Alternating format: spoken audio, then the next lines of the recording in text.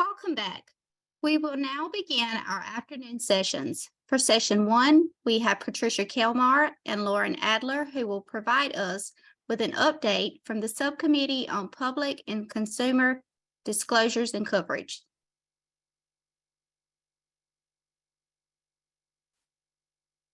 Thank you.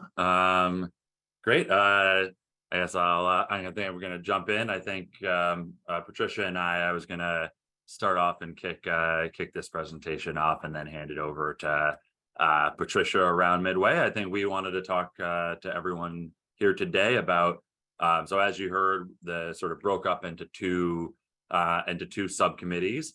One of them was focused on public consumer disclosures and coverages.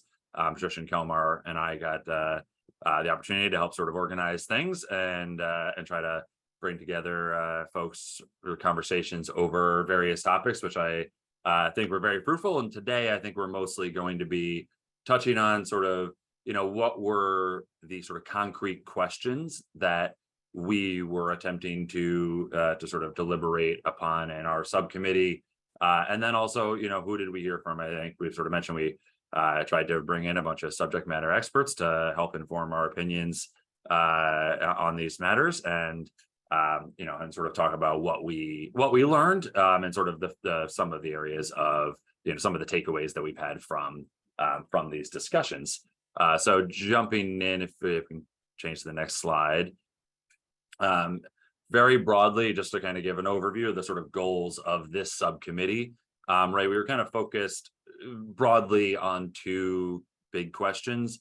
One very big question is sort of how can consumers best be protected from costly ground ambulance bills, right? Sort of the, what are the consumer protections here that can be important? What coverages might be needed?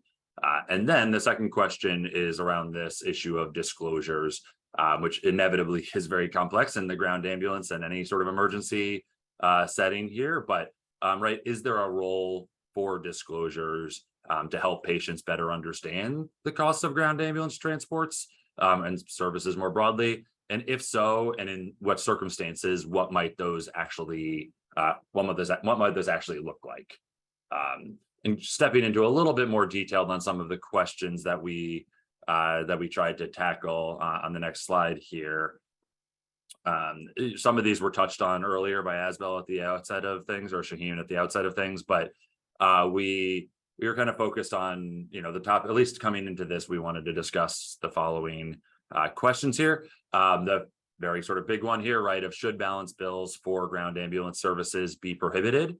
And then I think a big question that comes up in all of these conversations: if so, should the ground ambulance services just be incorporated into the sort of No Surprises Act protections that we already have, or would different protections be more appropriate here? And then sort of following on, right, should any protections apply to non-emergency transports, or is this sort of only the EMS side of the world? And if so, should those differ from the protections for emergency transports? And then also, should any protections apply to sort of assessment, first responder, or other non-covered fees, often issued by the locality rather than even the ambulance entity themselves? Moving on, a few more questions on the next slide here. I just wanted to touch on and sort of on the disclosure side here, right? Can we really craft meaningful public and or consumer disclosures for ground ambulance services? And then a question that came up, in our kind of early deliberations and in this subcommittee was, should there be cost sharing limitations for emergency ground ambulance services in Medicare Advantage program, where it's private plans administering the sort of public Medicare benefit? And then lastly, the sort of big picture question of should there be some sort of federal universal emergency medical services benefit? And then, as I mentioned at the outset, we heard a lot from a lot of folks in this subcommittee. If we could sort of push the slide forward, and we heard from really kind of cross section of different folks in this area. So we heard from some folks, from people from CMMI to talk about that ET3 model that came up a little bit earlier, right? This is sort of a lot of talk has been, right? Medicare is right now only a transport benefit.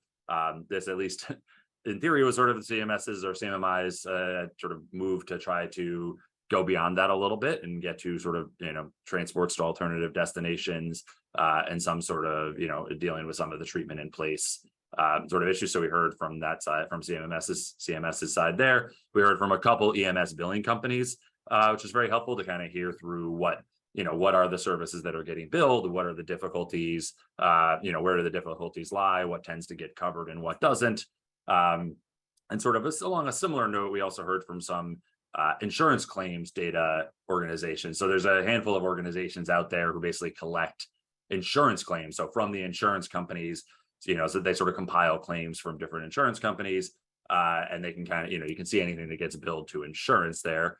And right, you can see, we can see what codes, we can see when it's just the sort of base, just the transport sort of codes, or, in commercial insurance, we do see that sometimes there is billing and there is coverage for certain non-transport services or, supplies and that sort of thing on top of what Medicare might have paid for. And then also, lastly, we heard from a number of state officials in states that either have enacted / thought about state level surprise billing laws for ground ambulance services, or states that have sort of dealt with sort of the regulation of rates and coverages potentially at the state level, usually. So Connecticut being the kind of core example there among these. With that, I'll pass it over to Patricia to kind of to give a little bit more detail on what we heard from these various folks. Thanks. Yeah, so we'll go to the next slide, please. So these next two slides, we're going to recap some of the things that we did hear from the subject matter experts that we brought in. And as we discussed earlier today, right, emergency services encompass so much more than just that simple ride to the closest hospital. We heard about the work being done by emergency responders for patients at home or in the community that don't end up with the patient being transported to a hospital. And we got into it this morning, but the key thing to know is that these services, called treatment in place, because they don't actually involve in the transportation, are not reimbursed under Medicare. We heard some commercial plans offer some reimbursement for treatment in place, but we learned that at least some portion of ambulance responses are not reimbursed when the patient either doesn't need to go to the emergency room or refuses to get in the ambulance. So obviously, besides the need to ensure our ambulance services are covering their costs, including this kind of response and treatment in place, we question that whether the lack of reimbursement for non-transport care raises the question about whether or not this incentivizes ambulances to transport patients to emergency rooms, even if there isn't a real pressing need for additional care, just to ensure that the ambulance provider can bill for their response time and effort. So that kind of perverse incentive might exist there. And, we want to always be trying to drive towards the least expensive levels of care. So if we can treat folks in place, that would be better. Obviously, once they get to an emergency room, then they're going to have all the emergency costs that are associated with that. And so we don't want to have perverse incentives there. In addition to emergency transportation from the home or community to the emergency room, there are many patients, as we talked about this morning, who are already in a hospital setting who need ambulances to go to another hospital for the specialty care that they need. And these are generally called interfacility transports, going from one facility to another.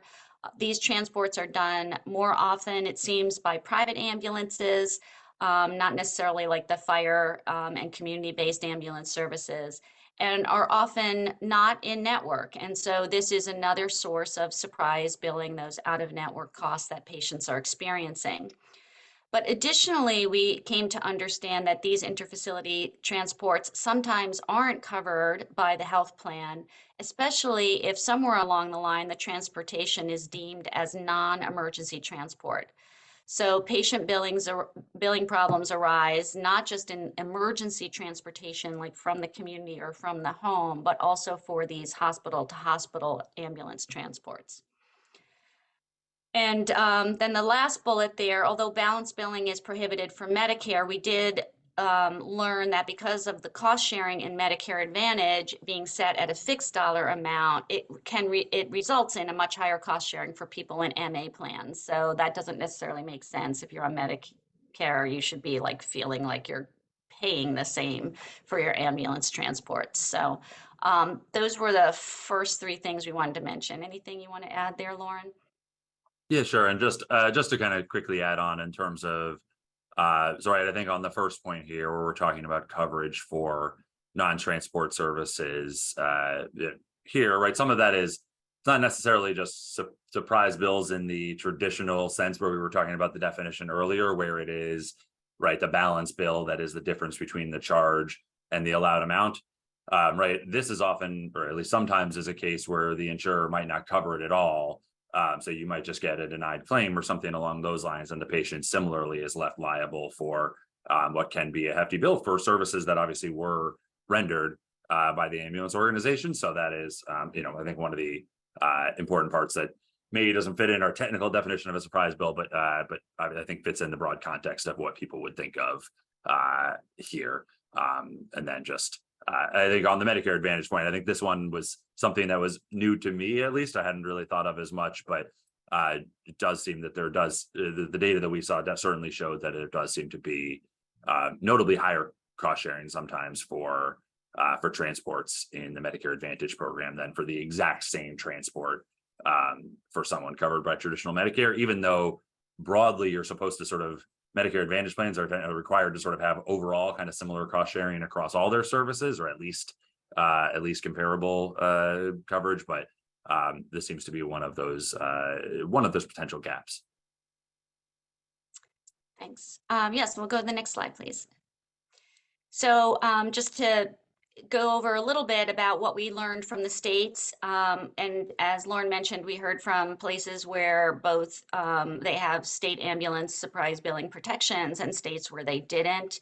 And some are doing different things regarding ambulances. So we heard a lot of different things, trying to learn from others. The consensus of all the state regulators were that patients needed to be taken out of the middle of these network disputes in emergency situations because they have no ability to choose the in-network provider the ambulance is being sent to respond. Regulators agreed that patients should be able to rely on their plan coverage and their cost share without worrying about whether or not the responding ambulance was in-network. We discussed with all of them what kinds of disclosures might be helpful. There seemed to be consensus around the fact that disclosures in an emergency situation wouldn't be helpful. You're just going to go ahead and hop in that ambulance. But some states did require some level of consumer disclosures in a variety of situations, in the billing situation, or we did hear, and if anybody knows more details about it, that there was at least one state that required a good faith estimate in the interfacility situation. So would love more public comment on the consumer disclosures and what is working and what we might want to look at. Then we also heard from subject matter experts in the states that have established ambulance surprise billing protections, emphasizing the importance of creating a payment system for out-of-network ambulances that didn't drive up premiums. So just being cognizant of whatever this mechanism is to pay those out-of-network bills is not the reason that prices were going to go up, and that premiums therefore would go up as well.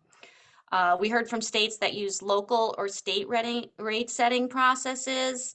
How rate setting is done varied tremendously by the region, but the rates are essentially like charge master or list prices. And even though that rates are set by local or state entities, the insurers are not necessarily required to pay the established rate. And so despite the fact of rate setting, patients are still receiving surprise out-of-network bills if the transportation that is sent to bring them is an out-of-network provider. So it was interesting to kind of hear all the different ways that rate setting is done by the different regions. And then just to recap a little bit for folks who aren't following, we now have 13 states that have ambulance surprise billing laws. We had a good briefing on what most of those laws are doing, the commonalities between them. And so most states are, protecting patients and taking them out of the middle. They're using some percentage of Medicare rates as a payment standard, citing that this was the simplest way to come up with a payment structure and create a clear payment without the need for arbitration, which helps keep the overall administrative costs of the program down. So I think that's a recap of what we heard. Is there anything else, Lauren, you wanted to mention? Yeah, I was just going to add, I think one sort of upshot of all of that to some degree that we heard, but also emphasized by a couple of the state folks here was, right, there's sort of two structures that we've seen in states and localities trying to get at the ground ambulance cost and billing side of things, right? I think there is either the state rate setting approach, and we heard about some of these where it is, obviously very intricate and trying to come up with very detailed, taking into account the costs of all the services, figuring out exactly which types of services you can bill for and how much. But, as Patricia was saying, right, that is regulating how much they can bill, right? That is sort of the bill charge regulation, and does nothing to say what the insurance company has to pay or that the insurance company has to pay that. So, right, that situation still very often can leave in place a risk of a balance bill for the patient. And I think we heard in some cases, the state or locality might even require the ambulance company to bill for that full, the sort of regulated charge here. So it's almost like requiring that there be a balance bill if the insurer isn't paying, isn't sort of allowing the full charge here. And then the other approach here of the state surprise billing laws, a point that was emphasized some by the sort of overview groups that have looked at this as well is, right, these only apply to basically less than half of folks who are in commercially insured plans. So there's sort of this breakdown in health insurance world where there are, about 40% of folks are in what are called fully insured plans, which means it is, the employer pays a premium basically to the insurance company, sort of what you traditionally think of as in health insurance. And then it's really the insurance company on the hook if it ends up costing more money, or the insurance company who makes money if it ends up costing less money. And then about 60% of folks are in really what are called self-funded or self-insured employer plans. So that is really when it is actually, they still use an insurance company to kind of handle the benefit and handle the payments, but it's really the employer who's on the hook for the sort of end spending there. And due to the federal ERISA statute, basically states are unable to, or it seems that this seems to be the legal delineation here, is that the states are unable to regulate what those self-funded employer plans pay for medical services, including ground ambulance services, such that all of these sort of state surprise billing laws that we heard about don't apply to typically more than half of the commercially insured population in the state, all sort of getting at where a lot of folks were talking about how there's still, even though we have these sort of various apparatuses around the country, there still is very arguably a need for sort of federal regulation here that can sort of cover all cover all angles here. Yeah, and so next slide, please. So we just had some very broad takeaways from all of these subject matter experts, and we're still talking and thinking, and that's why your public comments are really important to us. But our takeaways are that patients need protections from out-of-network balance bills, and as Lauren said, even though we do see states taking action, it isn't protecting everybody in those states. So a national solution is likely going to be needed to make sure that everyone has the same kinds of protections.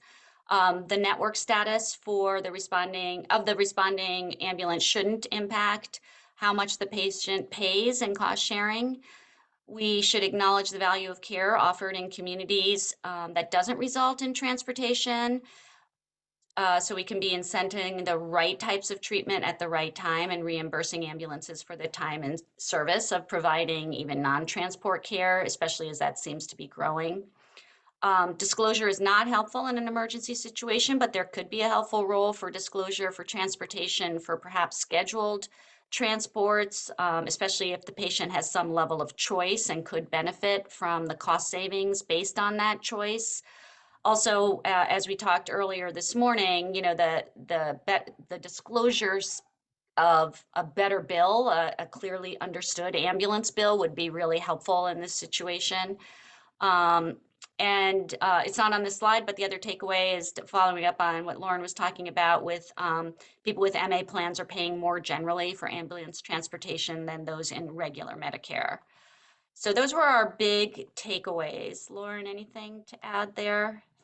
I just wanted to clarify for folks watching on here that you'll notice sort of a gap in just to re-clarify that our committee was focused on the sort of consumer protection and coverage and sort of disclosure side of things.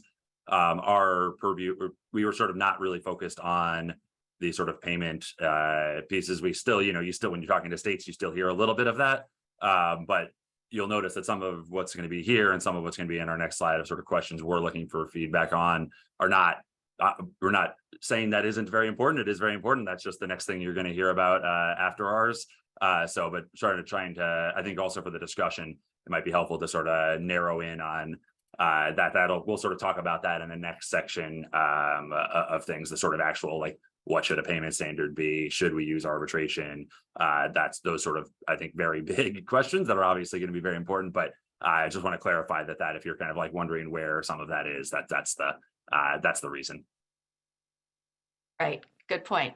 That was not our subcommittee's charge, although we're very interested in it, obviously. Next slide, please. So these are some of the questions that we are particularly looking for feedback from the public, and I think most of them, if not all, are captured in the general set of questions that Shaheen put out at the beginning that are listed on the GAPB CMS website as part of this agenda, and that I understand will be posted again in a different format. But anyway, generally we are still looking for good ideas, examples that you can point us to, particularly in the disclosure area. But we do want to hear from everyone, and thanks for coming on this call. It's really important. The comments are due, as has been mentioned a few times, preferably before September 5th, just because we do have to think about these things and read them and have time to be able to absorb them in order to write our final recommendations. So that's it for our presentation. As Lauren mentioned, the payment side of things will be in a different part of the agenda later today. So I think I'll let Asbel or Shaheen moderate the rest of this. Thank you, Lauren and Patricia. I appreciate the update or whatever. And I see that there are several questions coming in from the committee as well. I am going to ask Tara and team from PRI, if you will, open the chat for public comment as well, so we can have this Q&A. We do have up until about 2:45 Eastern time, 1:45 because I'm on Central. So if you can get your comments in, we'll actually, if there's some questions that we can try to answer or at least acknowledge your comment as we continue to work through this. So I'll first go to Gary. Hi, thanks. Could you go a couple of slides back, the one before takeaways? Yeah, that one on the bottom, when you guys got information about the percent of Medicare's rates that would be covered, I'm wondering if that percentage was expansive enough to cover the cost of a full-time rural ambulance service where it might be like 4 or 5 times the Medicare rate, or was it more limited to something like 150 to 200%, where it would not cover the cost of rural, super rural, and frontier ambulance services at all? Lauren, would you like to kind of comment on how we got to that point as well from the subject matter experts?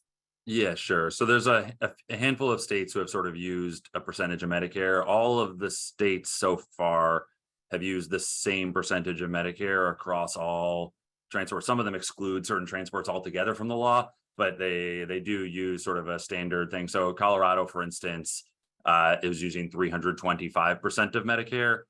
We do remember, right, that the rural Medicare rate is substantially higher than the urban rate. So to some degree, that's right. There is some 325% of the rural rate is more money than 325% of the urban Medicare rate in dollar terms. So that is there is a differential that's built into these sort of structures.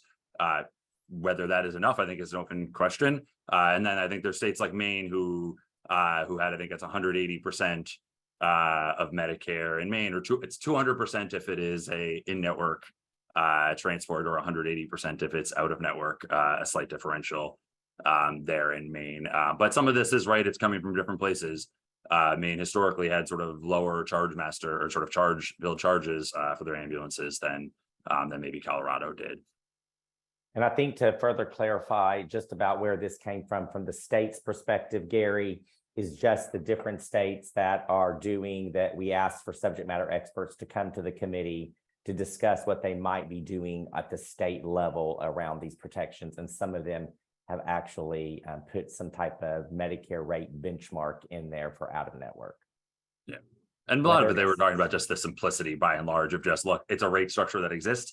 It may be imperfect, but if you can pick a multiple of it, right, it is dialable in that sense. Although it did not seem like any of the states had touched on the sort of requiring a specific payment for non-transport services. Although I could be wrong, because we haven't heard from literally everyone and sort of thing. But that would actually be something for public comment that I personally would be very interested in, is if there have been, if folks know sort of any state payment requirements on the insurer side that get at the non-transport services. Okay, we see public comment coming in. I'll go to committee member Ritu. Yeah, hi. There were two other two thoughts. One of the things that we did discuss a few times, and I think would be very interesting from a public comment perspective, is the idea of just not allowing there to be in network versus out of network in the emergency setting. And so I think getting feedback on that, it does seem odd to me that since you don't get to pick who comes to your house when you call 911, that having networks makes very little sense. And then on the disclosure side, one of the things that a couple of us have felt is pretty important is to make sure that the field provider, the paramedic or EMT, is not sandwiched in the middle, having to obtain disclosures at various times, that is not a function of being a person who takes care of patients. Thanks for that, Ritu. And I know that some of what you just brought up is in the request for public comment around this as we continue to deliberate moving forward. Very great points to note for public comment. Sean. Yeah, and this is probably more of a question or clarification. I think earlier in the slide deck, when we were talking about state and local rate setting processes, a comment I believe was made about that wasn't necessarily tied to an insurer being required to pay that rate or whatever. But I believe from some of the more recent states that have passed legislation, I'm thinking the Texas, Arkansas, Louisiana, things that we heard about, there really was if there was a vetted state and local rate setting process, that would be in fact the payment, and then balance billing would be waived or not done. So comments on that or clarification? Yeah, I think that's probably important to note there, Sean. And I'm seeing that coming in some of the public comments as well. And as you can tell, we're getting more and more, I think, from the individuals that actually we heard from the insurance commissioners, that was not the requisite, though we are very aware that the state of Texas, I know the state of Louisiana, the state of Arkansas, I believe we had individuals from Georgetown actually provide some clarification on some things on what they determine that to be as well. So that is very important work that the committee is actually looking at, how that impacts, because this is a little nuanced than some of the other states that we heard from, that it appears like, for example, in the state of Texas, for the public that may not be in part of some of these deliberations. If you submit, I think this starts effective January the 1st, but if you submit to the Texas Department of Insurance that you have a local governing rate, then that's kind of your established beginning of what they would call your billed charge or the allowable rate. And if not, there is a percentage of Medicare. I mean, I think something similar is happening in a few of the other states as they continue to work with it. But that's an important point to note, Sean. Thanks for asking that question. Lauren or Patricia, anything to add to that? I just to sort of clarify where I think more broadly when I raised that earlier, I was trying to differentiate that there are you can connect the two between rate setting like local rate setting processes and surprise billing laws. The way I was framing in my head is that there are plenty of rate setting processes where there is no connected payment connection there. And that is very common in the country, that there is local rate setting, but there's no sort of payment standard. And yes, like there is some rate regulation there, but that's not solving the full consumer protection problem. And then separately, surprise balance billing laws at the state level also, because they don't address the self-insured, don't sort of address the full consumer protection problem. But I think the broader question of how to set the payment standard, I think is probably better punted for the next, or I guess it's 2 sessions from now, but. You're exactly correct. And that's the dynamic as we move into the next session to get the update. And that's kind of what the committee will continue to work through into the second half of this charge up until November as well. Right, Pete. and just to clarify. Oh yeah, go ahead, Patricia. We were hearing from subject matter experts where the law was already in place, right? So these 3 that are mentioned are brand new, right? Haven't gone into effect yet. So, for sure we should be looking at them and seeing how they're working, but there really wasn't anybody to talk to about like how it's working because it's not yet. So. Because it's just implementing, and that's a very good point that Patricia is, because this is new implementation. So there's really not any background yet to kind of figure out how it's actually working. Good point. Pete. Tara, could you go forward 1 slide, please?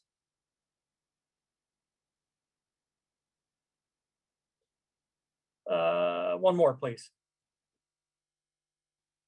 All right, on this, first off, great presentation. Lauren and Patricia, appreciate the work and the partnership. You guys have been participating in our the network adequacy subcommittee and appreciate it. So on this, the second bullet point, should insurance coverage be required for certain non-transport services? And absolutely, it's something we've been talking about, that first response component. And again, as Bill and I had a good conversation a couple of weeks ago about one of the issues being is that in many cases, these non-transport services, they're being provided by paramedics, but they're being provided by paramedics that are working for agencies, the first response component, that do not have an NPI. And so, for example, I'll use LA County, one of the biggest EMS providers in the nation, the paramedic providers. They provide the paramedic service in all of their response area, 180 some odd fire stations, lots and lots of calls. They're prohibited from billing for covered services because they have no NPI. The NPI should not be, in my opinion, tied to, and this is a conversation we need to have, the NPI should be tied to the provision of service, not the provision of transport. So we need to look at how we can set up that the individuals can be billing for non-transport services that are not transport agencies. Because in many cases, like LA County, unless the patient is transported, then they have a partnership with the private ambulance company who bills at the ALS level. But these non-transport, same with Orange County Fire Authority, that is below them, another 80 some odd station department.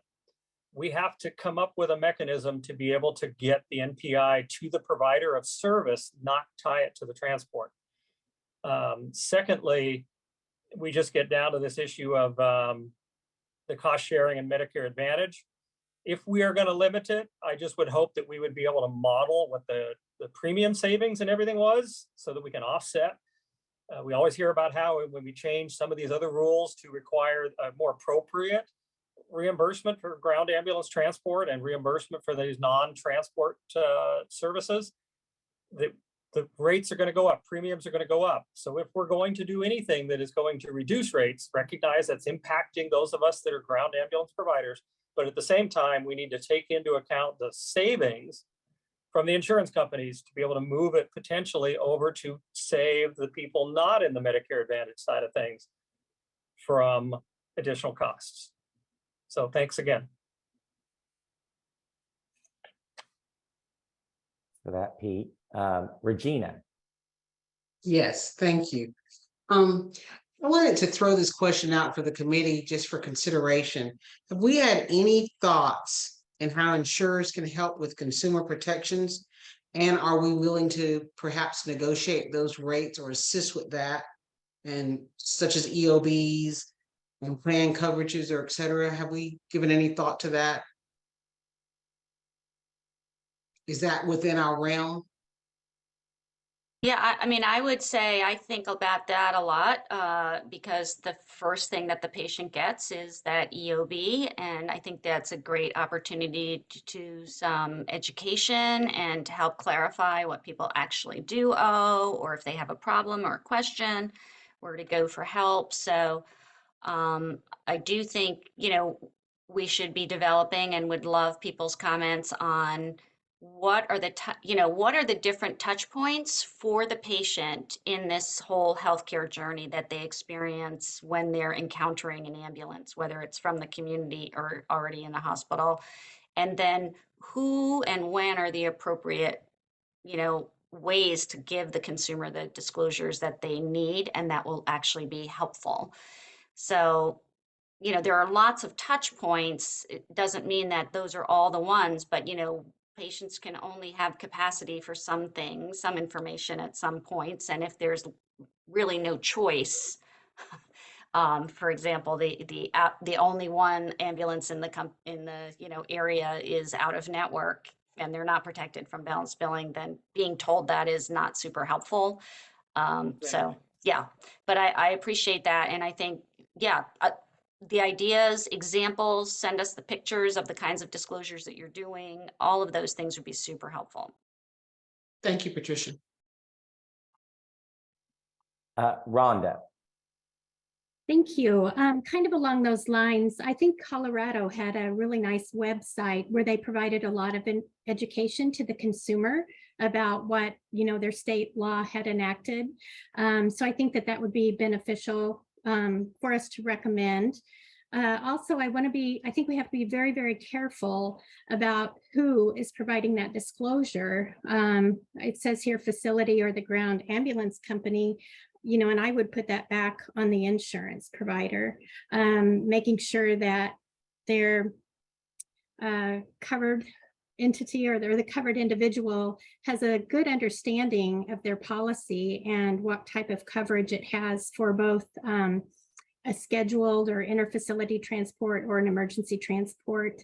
As Ritu said, people who are in the business of caring for these patients, we don't know what their individual policy may be covering.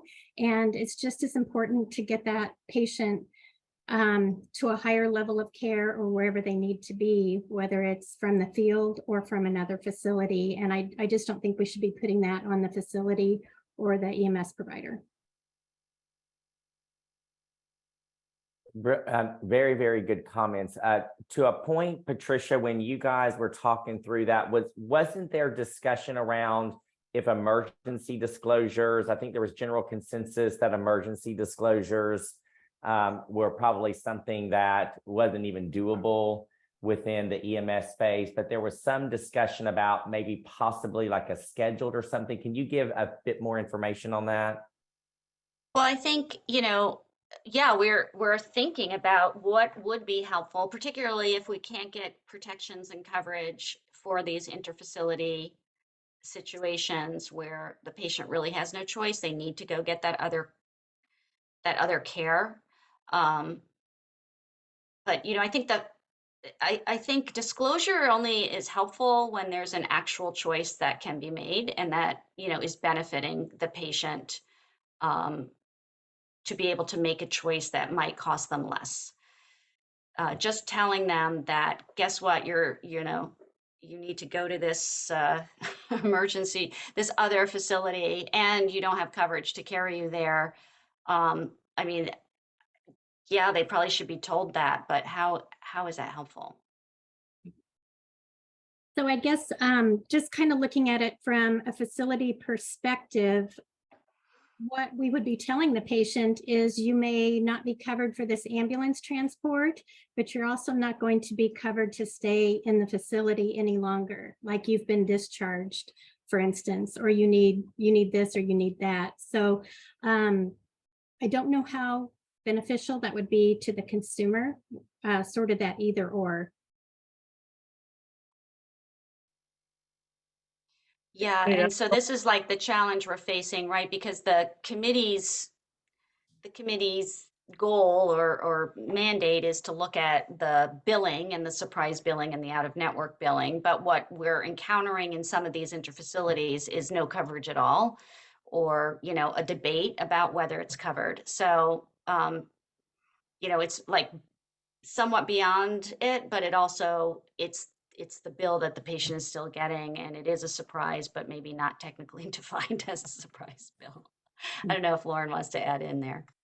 No, I mean, that's right. I mean, I think in the ideal world, the patient has some interfacing between the facility and payer to know whether it's going to be covered or not. But, you know, I think it's important to be upfront that it's hard to view, I mean, for all the reasons Patricia says, that this is not like the solution here, right? This is maybe one small piece of the puzzle, but it is challenging, and especially once you get at scheduled transport seems to be the only spot where this seems possible. Obviously, as I agree to, and others have brought up, like the idea of doing this in the field on an emergency pickup seems it's just sort of seems absurd.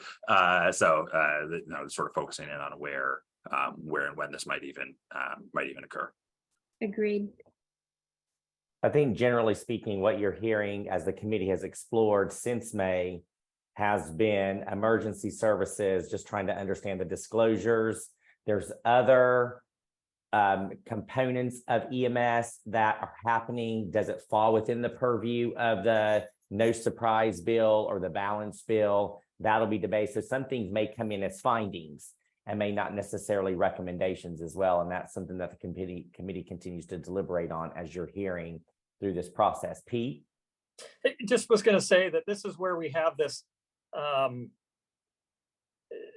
these determinations of what's non-emergent or an emergency. I've got a significantly busy hospital in my city, and in San Diego County, when a facility needs to transport a patient because it's not a trauma center or to a burn unit, they're required to call a private provider first. That private provider has a certain amount of time to be able to staff and provide that service. It's not necessarily considered an emergent when they're calling that private provider. Yet if the private provider is not available, the county protocols say that they can dial 911, and one of my ambulances goes and picks them up and sometimes gets a nurse to jump on board. And we take that patient to the hospital, and guess what? It's automatically counted as emergency simply because they dial 911. And this is where it's, you know, it's not efficient, and it's penalizing the private provider over semantics, simply because the private provider isn't dialing, you know, they're not accessing it by dialing 911 in my jurisdiction in a lot of San Diego County. But it's still an emergent transport that patient needs to be transported out of that facility to another facility to receive the appropriate level of care. And it becomes really problematic when the insurance company is able to say the private provider is not an emergent transport, because guess what? They had an hour in order to get there, an hour and a half, but the 911 provider is an emergent. It's the same transport.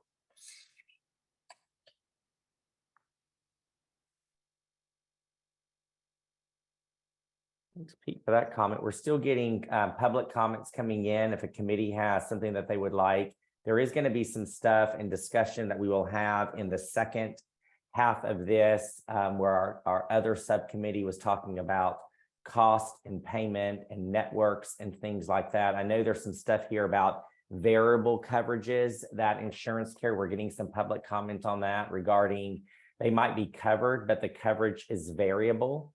I'm making an assumption we're talking that there might be a limitation to the coverage. So Lauren and Patricia, I know that was kind of discussed, and there's certain things that we're asking for public comment on specific examples that individuals have of maybe where they've accessed emergency services and there's been either partial coverage, no coverage at all, as we continue to deliberate that to make sure that our recommendations or findings are succinct.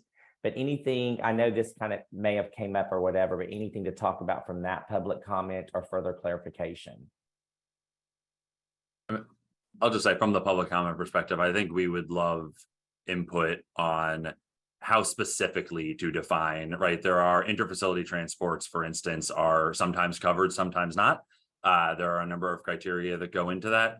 How, if you're thinking from the, if there's writing a surprise billing law sort of thing here, right? How are you crafting that? How are you defining that you have to have coverage for, all interfacility transports, right? There's probably some limit, and how do you define that sort of limit? So I think I think we would love sort of comment on how you just sort of define what coverages need to exist, particularly once you're outside of the sort of very standard kind of like a base rate and a mileage rate for an emergency 911 call transport.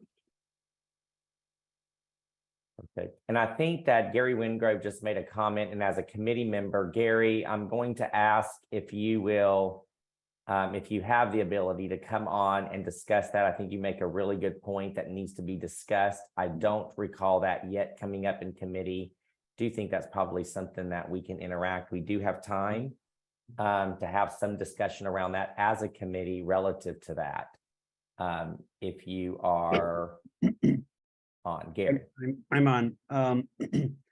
My comment is we're spending a lot of time talking about ambulance service transparency and disclosure, but we haven't yet talked about transparency and disclosure of the insurer.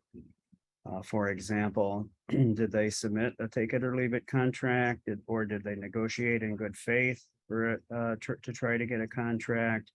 And if they submitted a contract, how was the rate calculated? There are probably other issues related to the insurer disclosure and transparency, but I just haven't seen us address the insurers yet, and I think they need to be addressed. Gary, can I just ask, how does that help the consumer? I'm not understanding how that disclosure would help the consumer when they're facing an ambulance transport. Yeah, so they get the ambulance bill, and they've got some balance to be paid. I think it's helpful to a consumer to have access to how the insurer contracted with the ambulance service. I would like to have that if I'm a patient. I mean, I can fully see why academics and other policy people would, but I just don't see how that would help an individual consumer. Yeah, I think it gives them an understanding of why they're getting a bill at all. Especially in the rural communities where that bill may be significant because of the cost. If they're doing a 200% of Medicare, that's not going to cut it. And I think the insurer should tell the consumer that they negotiated in good faith or not, or there may be other topics. And I can maybe join your committee sometime and talk about this more, but I think we need to hit the topic of insurer transparency and disclosure, because it's not just the ambulance charge that's a factor, but it's the ambulance service that the patient gets mad at. And being able to give that patient a link to a website that talks about how the insurer does their contracts and how their rates are what they are, that helps the ambulance company, who's stuck again in the middle between the insurer and the patient. Having a resource for the ambulance service to say, hey, this is your insurance policy. Here's your insurance company website about how they do their rates. Only Rod, one, go ahead, Lauren. I was just gonna, I think one point that I think colored some of how we were thinking about this in the sort of disclosure category here is there did seem to be broad agreement on there needing to be some protections from balance billing altogether, and that while it wasn't our subcommittee's purview, that there would be some sort of payment required from the insurer to the out-of-network ambulance. So in that sense, right, there is like that payment exists, so they don't really come across this problem, Gary, that you're kind of referencing, right? The insurer who's just paying Medicare or something like that, nowadays that would be sort of against the law to begin with. So there's less of that. Whereas, and this came up in the disclosure of rates to begin with. It's sort of difficult under the current status quo. Again, how much value is that providing? But are there some disclosure? And that's why we kind of focus on, the EOB kind of focus here, where you can, an EOB is under the No Surprises Act, for instance. You're supposed to be telling the patient that this is a covered service under the No Surprises Act. You should not be surprise billed. Like those sort of disclosures, kind of after there is some law in place, can be, I think, will be very useful. Well, and I think it's important to note to Gary's point that the charge of the committee is also to better improve the disclosure of charges and fees for better informed consumers of insurance options for such services, as well as protect consumers. So protecting consumers, of course, is definitely important. I think there's been general consensus on that from the committee, but are there some ways that we can inform the consumer of insurance options? And that is broad. Raj, I don't mean to put you on the point, and I'll get right to you, Regina, because I think this is a discussion that we have noted that needs to be a discussion moving into, but I know there's some stuff around transparency already with insurance carriers providing rates that are kind of certain things that they've already negotiated with certain providers or what have you. Right. As well as that's something that's already under the purview of CMS that's currently doing something relative there, correct? Yes, you are referring to our transparency and coverage rule that essentially requires health insurance issuers and group health plans to make public their negotiated rates with all of their in-network providers. And they are also required to make public certain information about out-of-network allowances and those payments and who those payments went to those providers. So yes, a lot of that information is going to be able to inform consumers and regulators about how insurance companies are handling ground ambulance benefits. At the same time, none of those data points are a slam dunk.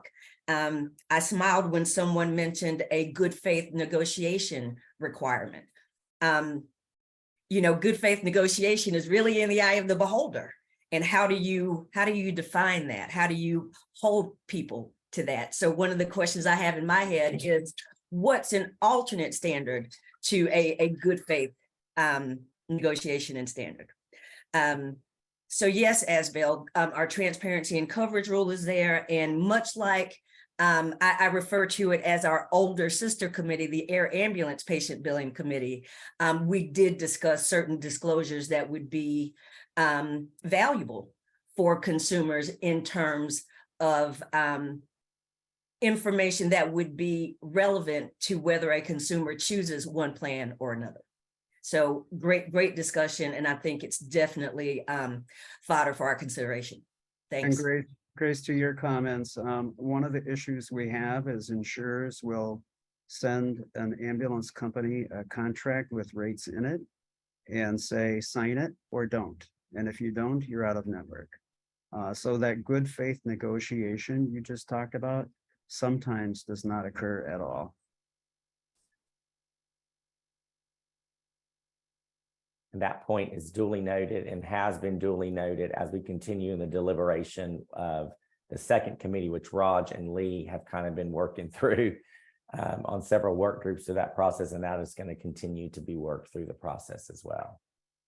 Anything else from the committee around the work that Lauren and Patricia's committee has done around disclosures, consumer protections, insurance options, things like that? There has been a lot of work. They've condensed it all down into this great presentation, asking for some additional questions and feedback. And I know Lauren and Patricia have spent a lot of time working with the committee as well as the committee's input and putting this stuff together and kind of getting into more of where we can start putting together some recommendations that we'll all begin to deliberate on and vote at the end of the committee as well in November.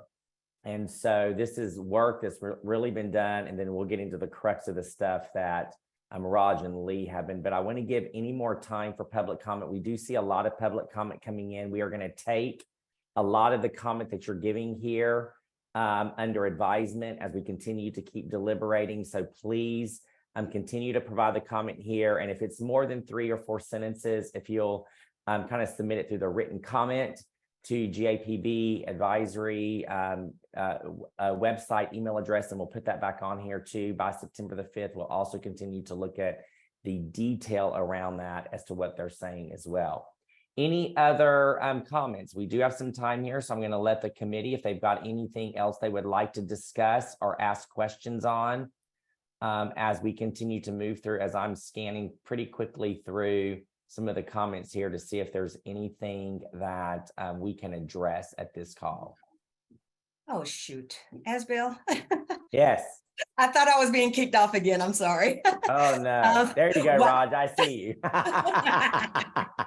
While you are scanning, I actually have a question for Rhonda about something she put in our chat. And Rhonda, you were mentioning this concept that ground ambulance services don't really work with an out-of-network, in-network type scheme. And you mentioned that small agencies don't have the bandwidth to negotiate rates. And again, there's reticence on the part of insurance companies to negotiate.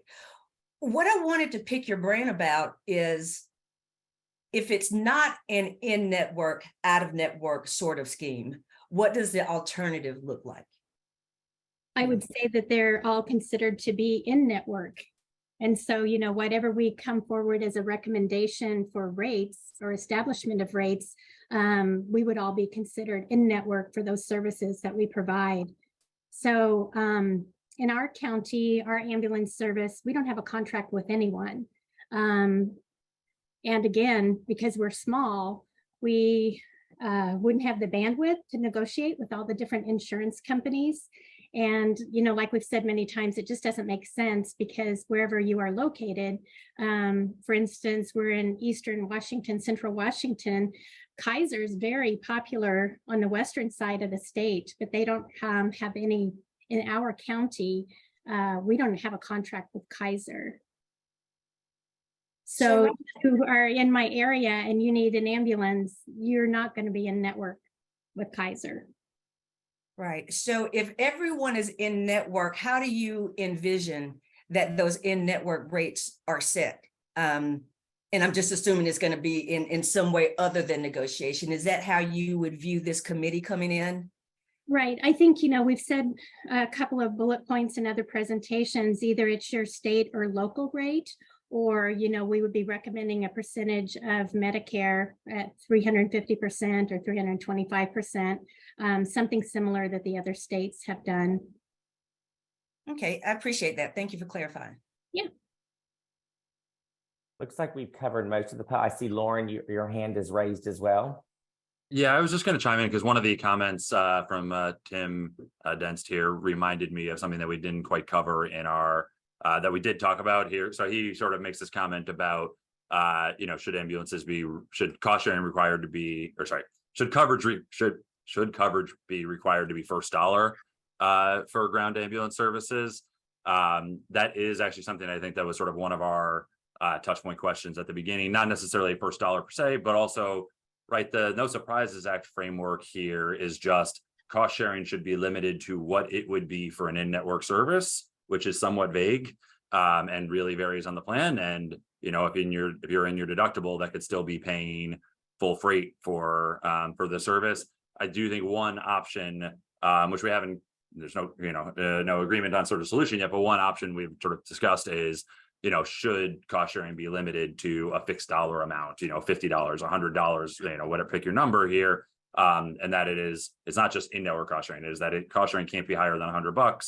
You could even say that applies before the deductible, right? We have sort of examples of this in, you know, preventive services, and the ACA, for instance, have to have $0 coverage pre-deductible even. So I do think that is one of the issues under discussion, or even going first dollar coverage. There is actually a lot of interaction with how the rates get set here, just in sort of but we can, I'll table that for later, but just wanted to bring up that is actually another issue we were deliberating on. I think we'll deliberate on more in the coming months. As And you Lauren- can tell, oops, Yeah. go ahead. No, Go ahead, ahead. Asbill. I think you're getting ready to ask the same thing I was. No, I'm actually just making a statement to what Lauren's saying. As you can tell, the committee's been deliberating a lot and we're just giving you an update. And so there's still a lot of preliminary stuff that's happening that hasn't been purely vetted yet. But Lauren just alluded that this is some of the conversation that's being had for consumer protections as well. And so this feedback that you guys are giving are very important. So Raj, your question? My question was for the benefit of everybody listening on the call. Lauren, can you actually describe the first dollar concept? Sure. So I would interpret first dollar coverage as it can be defined different ways. I think that's a good question. But basically, first dollar coverage to me would mean that there is zero cost sharing for the patient. So basically, it is the insurer has an allowed amount, and the insurer is paying 100% of that to the out-of-network provider, and the patient is paying $0 here. Sometimes it gets referred to just as it's sort of the deductible doesn't apply. Basically, like your cost, if you pay $20 for a primary care visit, you pay that regardless of whether you're in a deductible or not. I'm making up examples here, but that is right. It could be whether it just applies before the deductible or not. But certainly there are plenty of localities that say you get billed $0 for an emergency ground ambulance service. That is certainly something we heard as well, including a few sort of near the DC area. So that is, I do think that is something that a lot of people, have that view here. Thank you. Adam, I see your hands raised as well. I'm assuming you can probably give us some further clarification on that, in your opinion. Well, I wanted to just kind of touch on the solution when we were talking about basically whether or not any ambulance services would ever be out of network, and then we'd kind of introduce the idea of recommending federal rate setting. And my comment there would just be that I think we want to be mindful to some of this harkens back to like even the consumer disclosure discussion and trying to figure out where we can make recommendations where there's already an existing vehicle or an existing apparatus to whether it's change consumer disclosures or in this case change the reimbursement structure for out-of-network services. And so I would look to the No Surprises Act.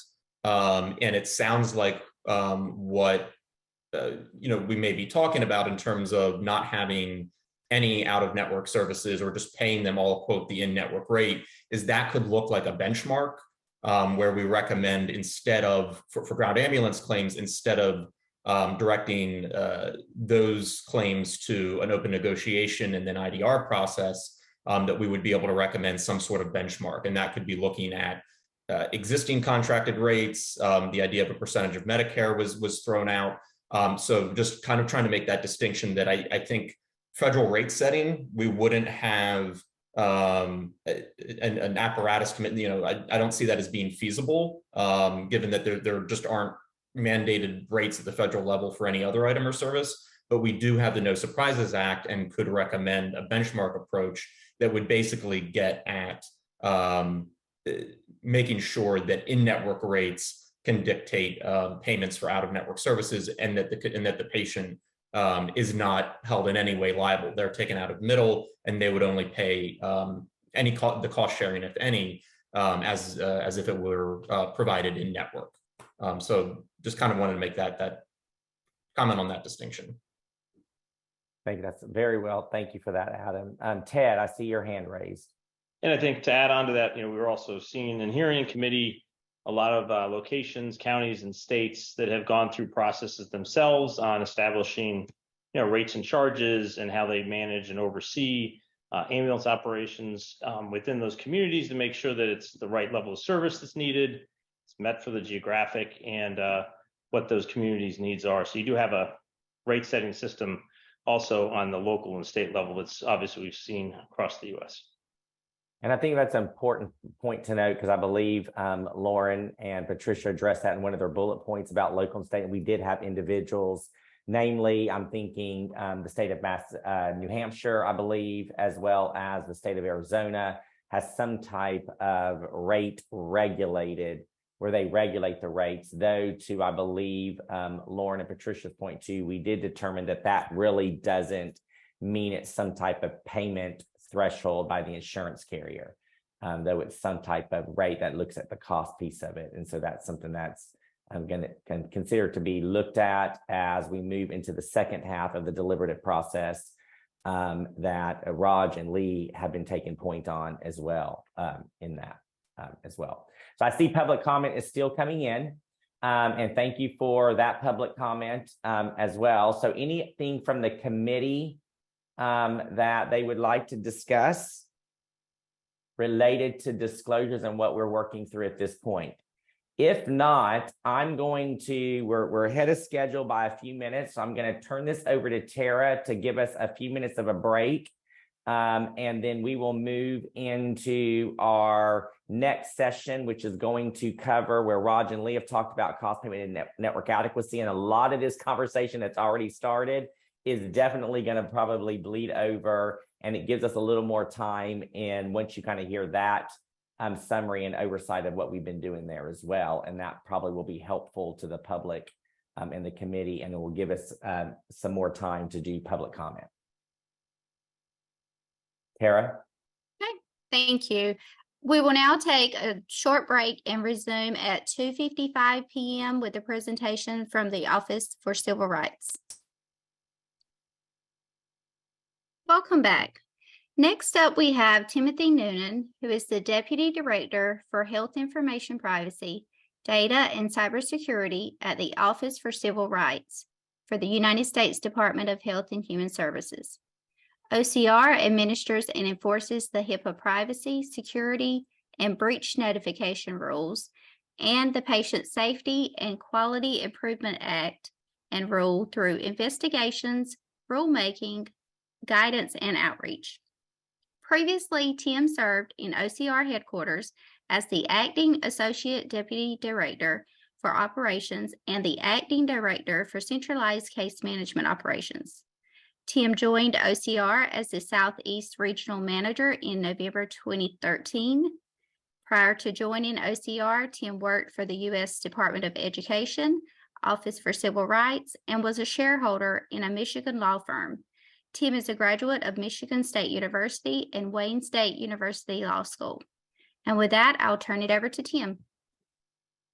Hi there. I want to thank you for the invitation to speak today. I thought I would start with a short overview of what are the HIPAA rules, who must comply with HIPAA, what is protected health information, and then focus on what I think are the areas of interest for this discussion when ambulance providers are covered by HIPAA and what protected health information hospitals can share with ambulance providers. And then if folks have questions, happy to participate in that as well. So starting with what are the HIPAA rules? So the HIPAA statute required the adoption of federal privacy protections for individually identifiable health information. And this is something that is accomplished primarily through three rules that I'm going to speak about generally today. The HIPAA privacy rule, which provides federal protections to protect the privacy of protected health information and gives individuals rights with respect to that information. Some examples, it provides individuals with a right to access their protected health information. So anybody can get access to their own medical records. A right to a notice of privacy practices, how a HIPAA covered entity is using and disclosing their protected health information. A right to an accounting of disclosures to let an individual know who has seen their records, who the covered entity has made disclosures of their health information to. A right to request restrictions. An individual can request that their information not be shared with certain people or entities. And a right to an amendment. If an individual discovered an error in their medical record, they have a right to request that it be amended. HIPAA, the privacy rule basically starts with this idea that a HIPAA regulated entity may not make any disclosures of protected health information unless it is required or permitted. And there's only two required disclosures under HIPAA. It's to individuals when requesting access to their health information, as I mentioned above a little bit, and then to OCR. When we're conducting HIPAA investigations, they're required to disclose protected health information if that's necessary for part of our investigation. And so what that means is all other permissions, the ability to disclose health information under the HIPAA privacy rule, are just permissions. And so that means a HIPAA regulated entity is not required to make these disclosures. They're permitted to. They have the option. They have the discretion. And so, for example, and I'll list off some here, and then I'm going to focus at the end on the ones that I think are going to be most applicable for EMS and ambulance. Treatment, payment, and healthcare operations when required by another law. So if another law requires a disclosure, HIPAA says then you're permitted to make that disclosure. Disclosures for public health activities. And so this can be to public health authorities for the purpose of controlling disease, injury, or disability. And we saw some of that during COVID. Victims of abuse, neglect, and domestic violence, there's a permission to make disclosures to that. Health oversight activities. And so that can be for offices of inspector generals or state insurance commissions, where information is necessary to determine eligibility or compliance with certain civil rights laws, or where health information is relevant. Judicial and administrative proceedings, law enforcement. And so my point is there's a bunch of available permissions. Anytime a HIPAA regulated entity is contemplating making a use or disclosure of protected health information, they should understand what requirement or permission they're going to be making the use and disclosure on. You don't want to engage in that activity after the fact, because you may discover you had an impermissible disclosure. The HIPAA privacy also requires regulated entities to implement policies and procedures to safeguard protected health information, the implementation of these safeguards. And then next, I want to focus very briefly, the HIPAA security rule, which more and more we're seeing this become relevant as the breaches that are reported to OCR, the majority of them now involve hacking, and that's impermissible disclosure, access to individuals' electronic protected health information. And so the HIPAA security rule establishes national standards to protect this electronic protected health information, and it requires various implementation of measures to help regulate entities know where their health information is stored, what protections they have on it, and then different mechanisms to, in fact, protect the data. So a risk analysis is usually the starting point where we talk about the security rule, and that requires a regulated entity to understand the threats and vulnerabilities to the health information it possesses, where their health information is stored, and what security measures they've put in place to protect it. Risk management is the implementation of various measures to bring any threats and vulnerabilities down to a reasonable and appropriate level.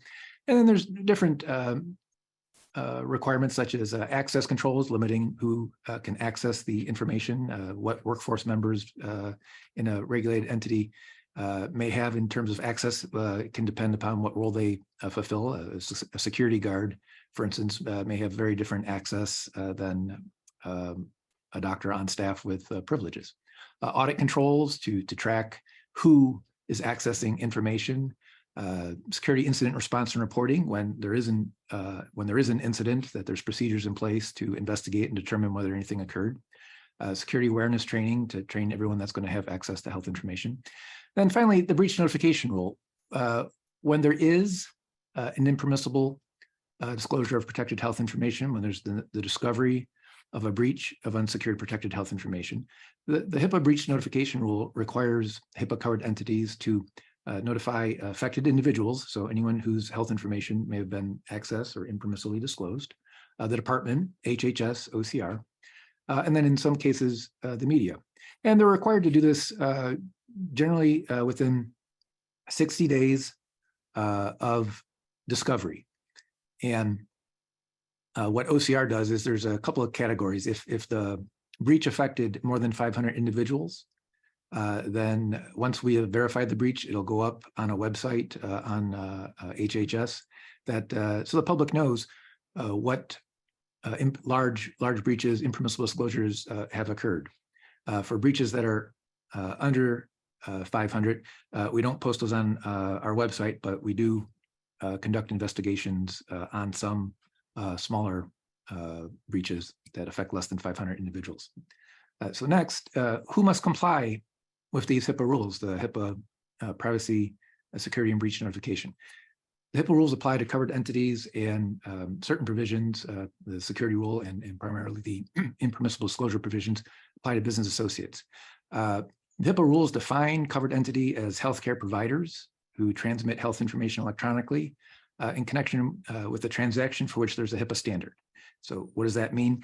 CMS has promulgated standards, but for our purposes, the most common scenarios of where there's going to be a transmission of health information that makes a healthcare provider covered by HIPAA is when they do electronic billing, claim status, coordination of benefits, things of that nature.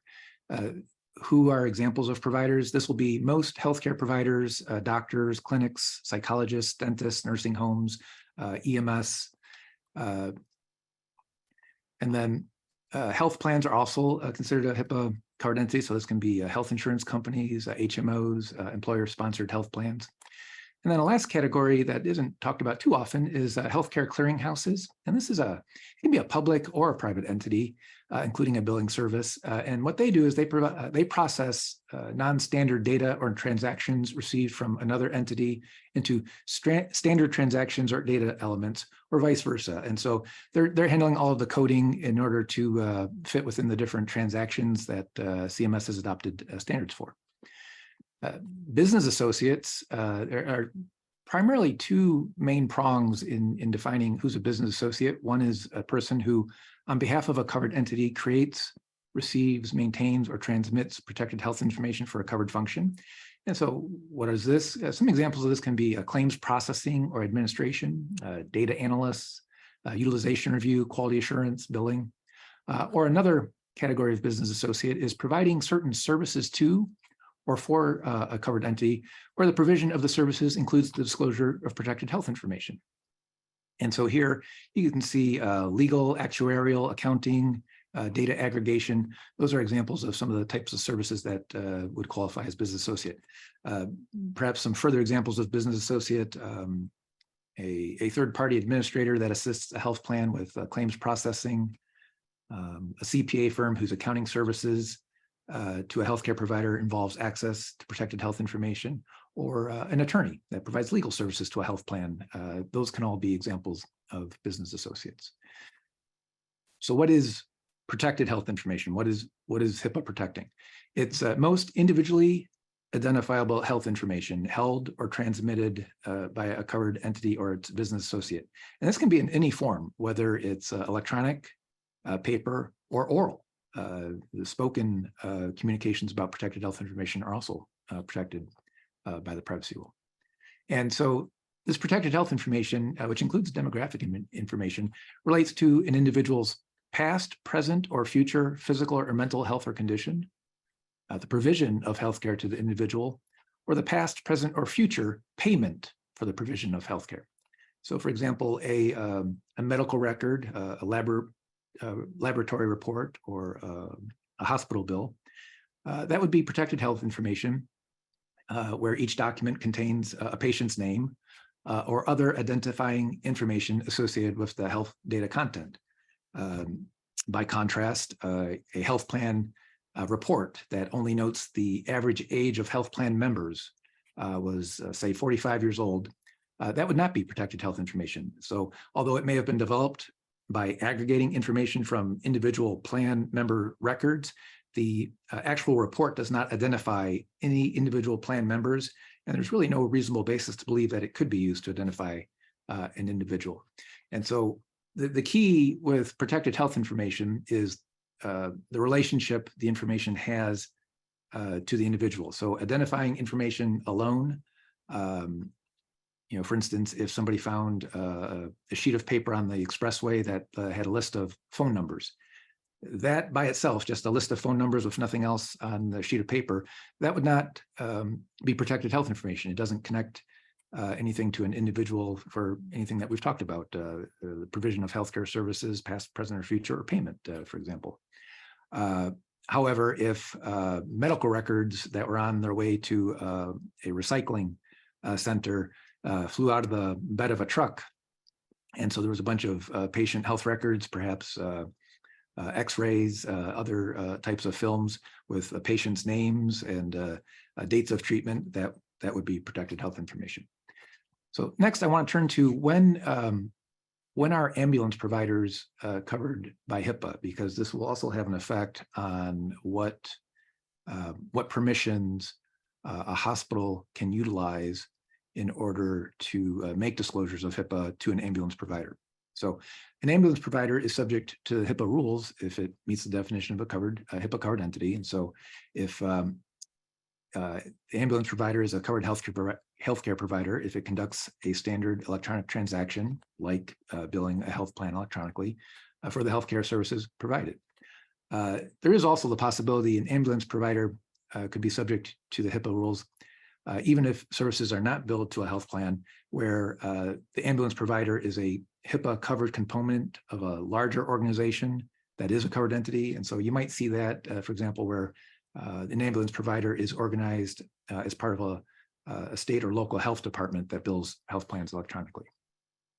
So what information can hospitals share with ambulance providers to ensure patients who have insurance do not get a bill? I believe that was one of the questions that was posited to me. So again, we start with our starting point, which is a HIPAA covered entity may not use or disclose protected health information except as the privacy rule permits or requires. And so there's really going to be two main sections that are going to have any applicability. So one, if a patient signs a HIPAA authorization, for example, a hospital may then disclose that patient's protected health information to whoever is designated in the authorization. And so if a patient were to sign it for the ambulance provider, that would give a permission, not a requirement, a permission for the hospital to make a disclosure of the information designated in the authorization to the designated party, in this case, an ambulance provider. More likely, there are some permissions. It's under treatment, payment, or healthcare operations that are going to be more likely applicable for these type of scenarios. And so a covered entity can also disclose protected health information for the treatment activities of any healthcare provider. And so this treatment permission allows an ambulance provider to disclose patient protected health information to a hospital emergency department in an anticipation of transporting a patient to the hospital. Also, the hospital could disclose protected health information it may have about an individual to the ambulance provider for the ambulance provider to care for the individual while they're being transported. So it's bilateral when covered entities are sharing information related to treatment purposes. They're allowed to do that with other healthcare providers. Another permission, again, not a requirement, a permission is for the payment activities of another covered entity. And so here, for example, a hospital emergency department could give a patient's payment information to an ambulance service provider that transported the patient to the hospital in order for the ambulance provider to be able to bill for the treatment that was provided. Another permission is the healthcare operations of another covered entity involving either quality or competency assurance activities or fraud and abuse detection and compliance activities. If both covered entities have a relationship with the individual and the protected health information pertains to that relationship. So what does that mean? An ambulance provider that is a covered entity and has delivered a patient to an emergency room could request and be provided protected health information about the patient when needed for quality improvement activities of the ambulance provider.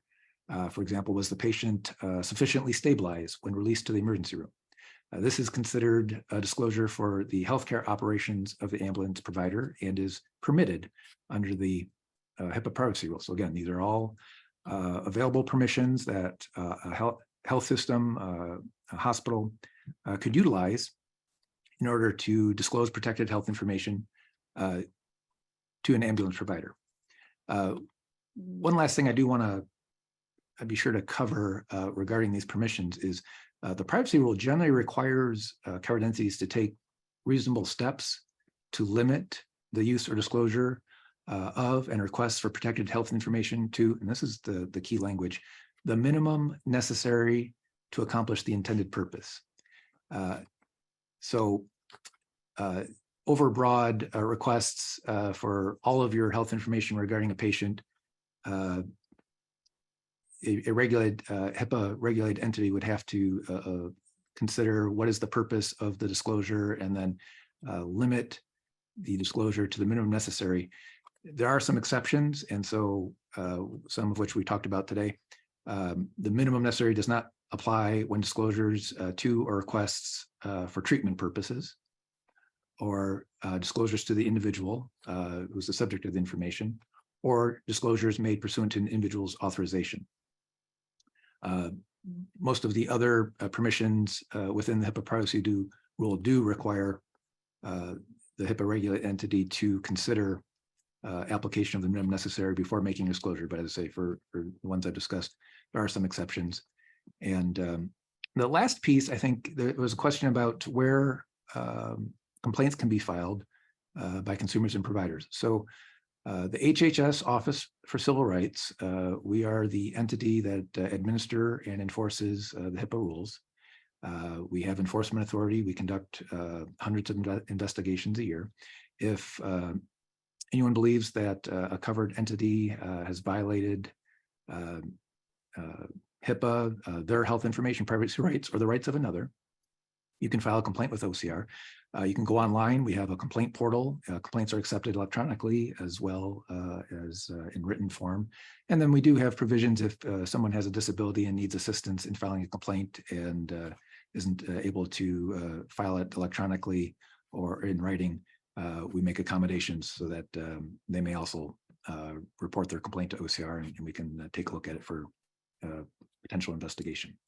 So I think I'll stop there and see if there's any questions or anything folks would like me to explain in greater detail.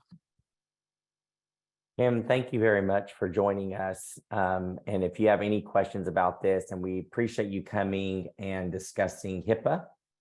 And I know we were having our pre-meeting, there was a discussion because this did come up with in our coverage and disclosures of why patients receive bills from ambulance agencies. And oftentimes the nature of the work, they do not obtain the information until after the fact. And so sometimes a bill will go out to the patient, and how do you get that information? And some ambulance agencies have indicated that it's not disclosed to them from whatever entity they may have dropped them off at or what have you.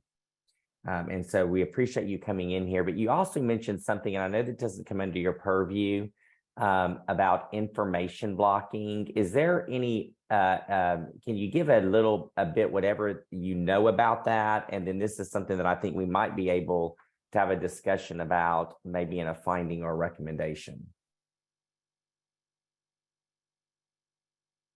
Sure. So the office, the HHS Office of the National Coordinator is responsible for the administration of the information blocking rules. I think the easiest way to explain it, and I certainly don't hold myself out as an expert or authority, so please take that for what it's worth.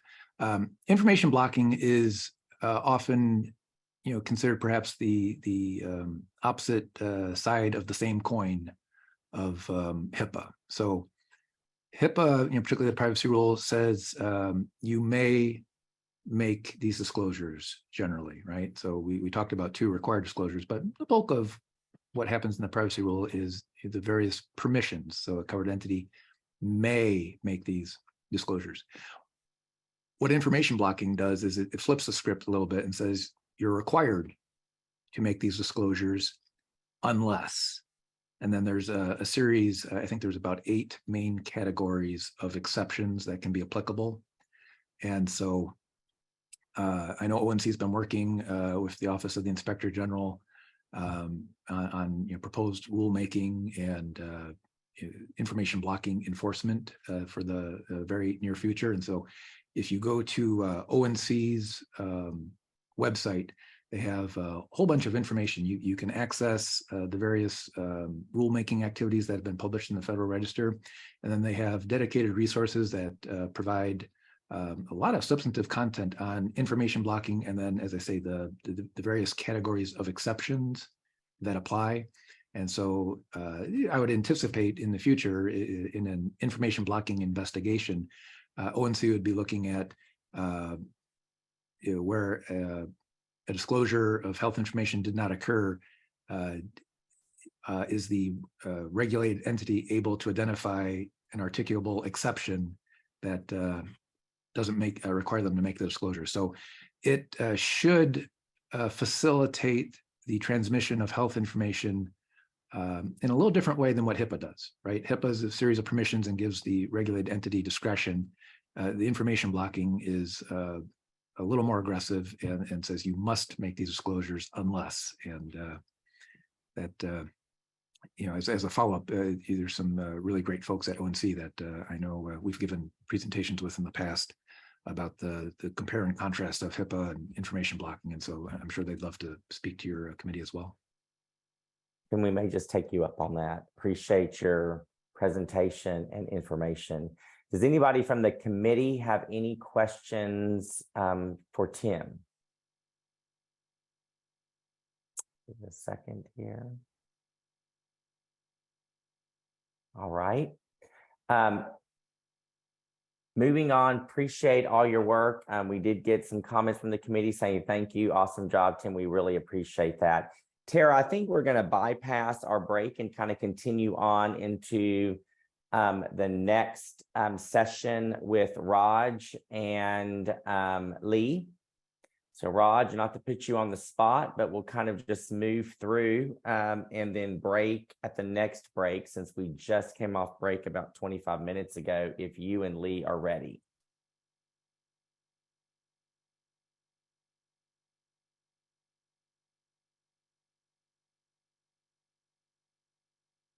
But we might be taking a break just in the event that Raj may not be ready. Okay. No, Raj, Esmel, I am here. There we go. I am here. We're gonna do this because we got to see some Okay. updates that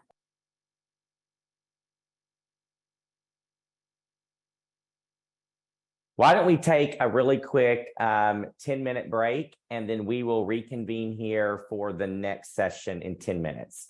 Yeah. Are we good with that, Raj? Are you good with that? Are you ready? You want to take a break, or are you ready to go?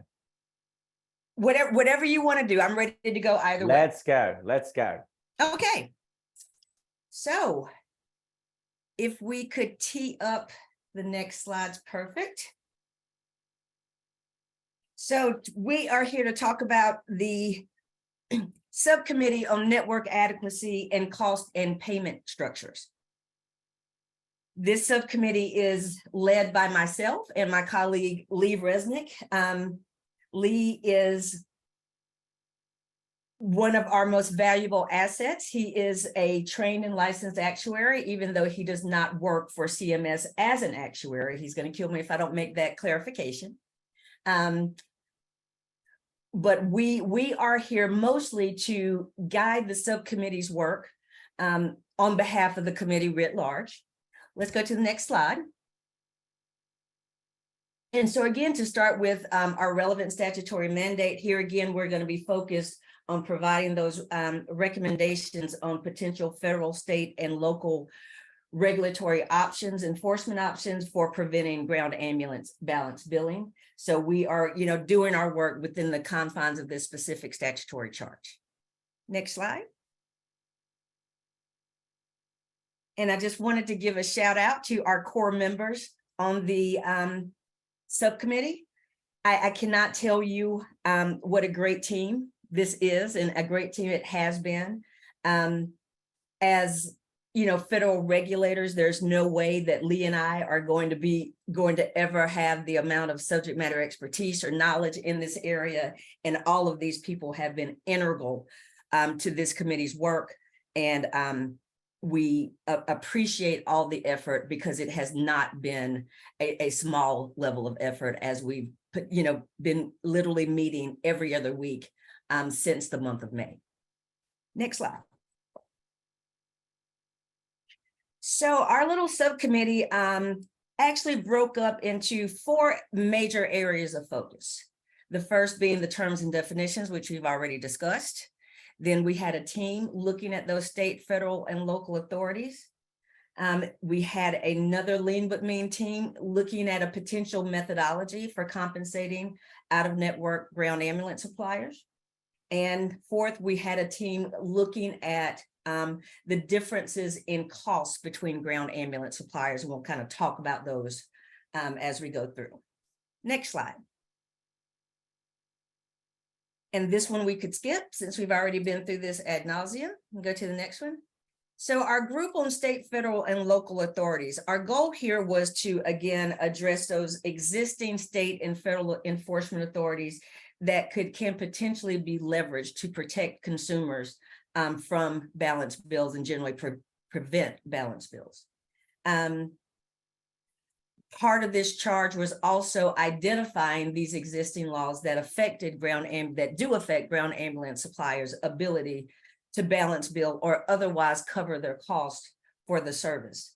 As we've been discussing all day, this is very important because regardless of how ground ambulance suppliers are compensated by different payers, if a ground ambulance supplier is not able to cover its cost, that's when we have an access issue in our communities and an access issue for our consumers.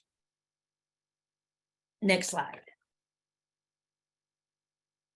So this next major area, and I'm just kind of going through them because they're all going to kind of come together when we start talking about our questions for comment. Our folks who worked on the methodology for compensating out-of-network providers. This really focused on potential recommendations on the optimal way to compensate out-of-network ground ambulance suppliers if balance billing for emergency ground ambulance services is to be prohibited. I think we've heard today that I don't think anybody disagrees with the idea that consumers should be taken out of the middle. But again, we do have important access issues here. This is one of those things where you can actually say this is life and death. So again, it's not enough to just say, you know, we think balance bills should be prohibited. What's the rest of the story? Next slide. So our the fourth and final topic area that we focused on was the differences in cost between ground ambulance suppliers. I think we're all familiar with, and there's been a lot of discussion today and at our meeting before about the differences in cost between suppliers, whether they operate under a local utility model, whether they may be run as part of a hospital system's activities, all these differences that go into how different models of ground ambulance suppliers support themselves. This is, you know, we heard from NEMSIS today, there's been so many years of work going into this cost work, and it's continuing with this subcommittee. So we are we're really well positioned at this time to do this work and provide those recommendations to Congress about how we can potentially address this within the terms of balance billing. So next slide. So having gone through our 4 areas of focus, I just wanted to touch on very quickly who we've heard from. Patricia and Lauren have already reviewed all the different entities that we heard from with regard to the Consumer Disclosure Subcommittee. One of the great things about this committee is that everybody's been jumping in. So by and large, you know, subcommittee members have been joining the calls of the other subcommittees so that we can just begin ingesting the information. But to speak to some specifics, of course, we worked with NEMSIS and heard from them, and they were so gracious to join us today and share that information that we developed with this public body. The Center for Medicare Services came in and talked to us about the ground ambulance data collection system. We had folks who, not from the state of Connecticut, but people who deal with the state of Connecticut's process for setting ground ambulance rate from the commercial side, from the supplier side. And we learned about Connecticut and how its systems work. We also actually heard from the state of Maine regarding their consumer protections in this space, and also their process for setting ground ambulance rates. And again, also heard from the presenters to the Public Consumer Disclosures Subcommittee. Ingesting all of this information, as Asbel has explained, has really been an exercise in, research, compiling, kind of herding information and getting in. And we are really just beginning to get into the meat of this subject matter, which is why this discussion, is going to be so important. Next slide. Just to kind of touch on what we've learned so far and what we're hearing. We've heard a lot about this today, that many commercial payers have adopted the payment scheme that Medicare uses, which is a simple base rate plus mileage, again, paying for those services as a purely transport only benefit.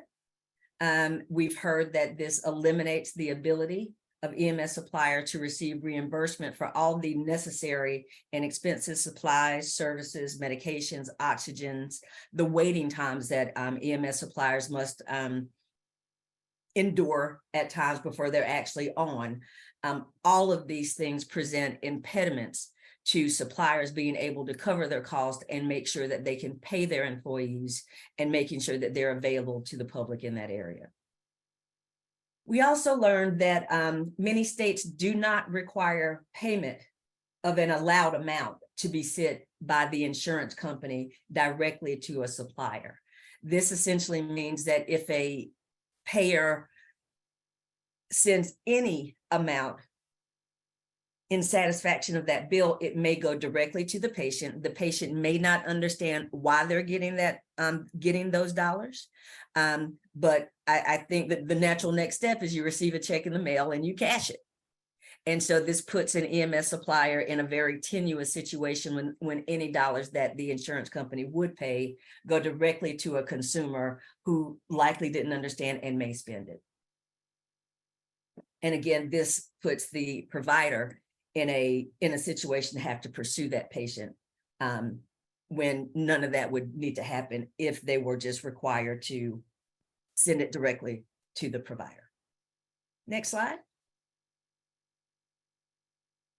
Here again, one of the things that we've discussed a lot today are data challenges. We're learning and seeing that the lack of cost data relevant to ground ambulance services is going to be a challenge with addressing balanced billing and coming up with recommendations for how this should work. One of the things that we've discussed within the committee are a number of reasons why an IDR process like the one that exists now with medical services, why that might not be appropriate for a ground ambulance. So the question is, even if it were appropriate, let's say we did our work and decided that a QPA model in IDR was appropriate. The question is that data there? Does it exist? Where is it to support a QPA or similar model? So we've learned that currently there's no comprehensive national data set for ground ambulance payment data or allowable amounts across the country. As Asbel noted, we did touch on the fact that the CMS transparency and coverage rule does provide some visibility into these allowed amounts. But again, because this information is not consolidated, there would need to be to do work to kind of reach out to all of the payers' public disclosures to try to synergize and collect that data. We heard from NMSIS today and that it doesn't currently collect robust cost data. We know that CMS is currently collecting cost data and that there is a forthcoming MedPAC report that's due in 2025. So all of these things that we're learning have kind of gotten us to the next step of where we need to be to analyze what our recommendations are and what they should be and may be. So before we go to questions on feedback, Lee, would you like to say anything about the cost and the data work that we've been doing in the other subcommittees on this front?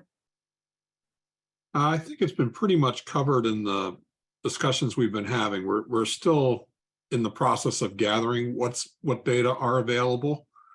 And as this slide kind of indicates, the data that are available are not robust enough actually for us to compute the amounts needed for, say, a reimbursement rate or a way to calculate it. And because the states and municipalities are all a little different, I think it's a little hard for us at this particular moment to have a fully fleshed out recommendation. All right. Asbel, can you talk to us a little bit about what we might be looking forward to out of the MedPAC report as it relates to data? So the charge of Congress when they remanded the ground ambulance industry to a cost data collection method was to basically, number one, have MedPAC opine on whether these extenders the ground ambulance industry has been receiving for 20 plus years now for either an urban transport, so transport that takes place in an urban region or in a rural area, or as defined as a super rural area. So think more frontier type work, not necessarily, but just for individuals that don't understand ground ambulance, it would be very, very, very rural areas that you live in. And so there's an extension or Medicare extra payment that they make. And so for Congress constantly has been extending that. And so this past time they remanded the industry to a data collection process to collect data, and then asked for MedPAC to provide them with a recommendation on what they should do with this extender and how it should be, how the current reimbursement system could accommodate that and any other maybe reform areas. But there's a very specific charge, and it really is centered around that extender payment. Thank you. That's very helpful. So before I flip this slide and go to the myriad question that we are looking for public comment and feedback on, before we flip it, it of course is a long list. We're going to do our best to organize this conversation so that we make sure that we can get the most comprehensive input we can. So with no further ado, flip that slide and let's go through what we're looking for feedback on. So Raj, what I will do is just ask PRI, because we will have time for public comments as well, but probably for the first 25 minutes, maybe at 4 o'clock, they can turn on the chat for public comment, but allow the first 25 minutes for Q&A amongst the committee. All right.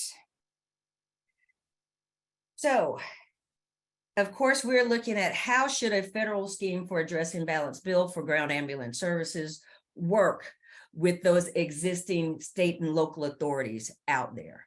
I think most of us are familiar with the way things work for medical services under the NSA, but thinking about the special way that ground ambulances work and the reason that we're here today as a committee to talk about ground ambulance instead of ground ambulance already being within the scope of the NSA,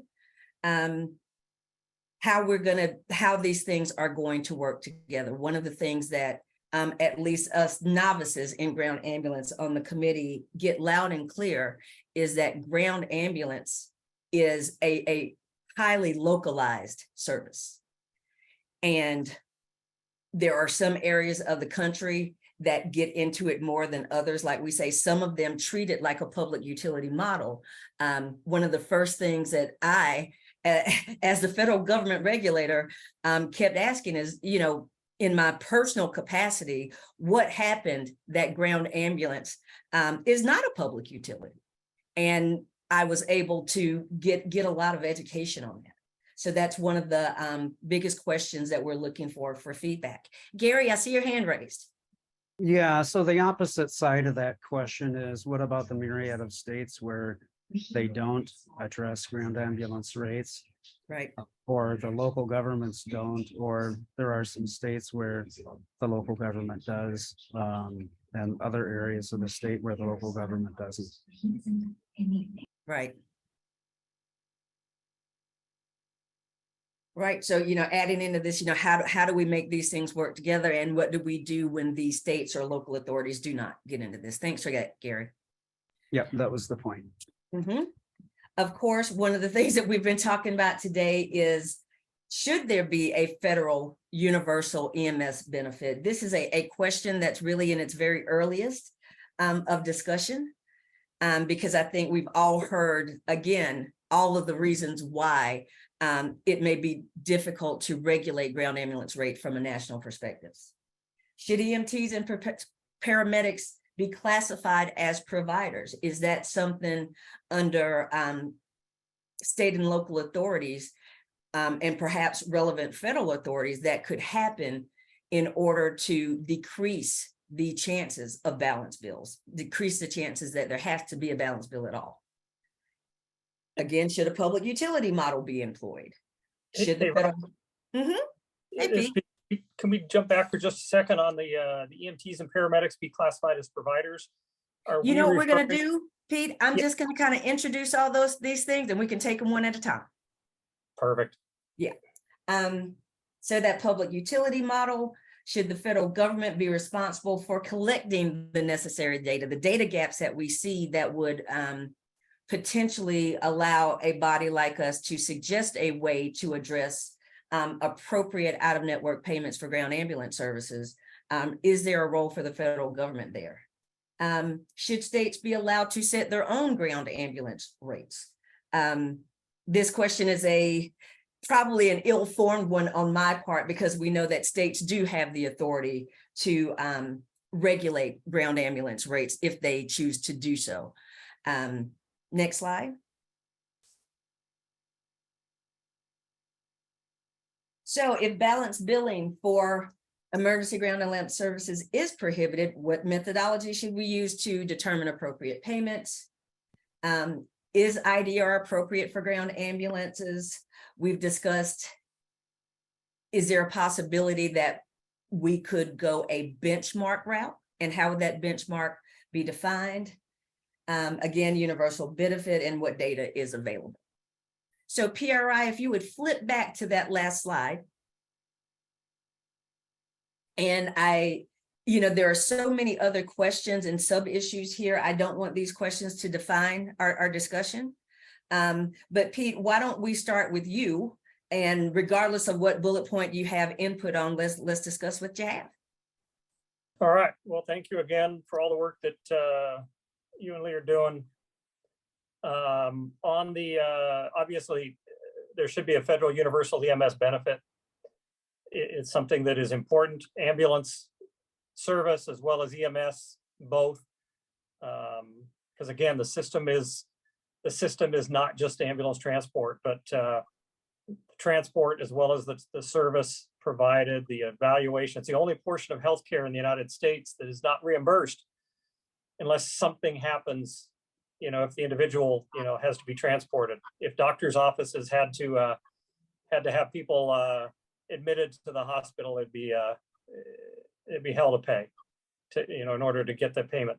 With regards to the EMTs and paramedics classified as providers, are you referring to the difference between suppliers and providers, or are we referring to basically practitioners? I think that's a discussion we need to have, Pete. I think the gist of the question does relate to those folks as providers so that they can be compensated. But again, I struggle with the provider versus supplier moniker. Yeah, understood. And again, part of the issue also is that, one of the things that I brought up is that we need to have, in my opinion, paramedics who are licensed. Paramedics should be considered practitioners, which then allows for some of the treatment in place reimbursement to be done through state plan amendments, et cetera. And that's a conversation we need to continue to have so that treatment in place can be reimbursed. But again, some of this also goes back to that federal universal EMS benefit. And again, appreciate the work. End of my questions. Pete, actually, can you talk to us a little bit about what this universal benefit looks like? Again, making sure we're all using the same language here. Absolutely.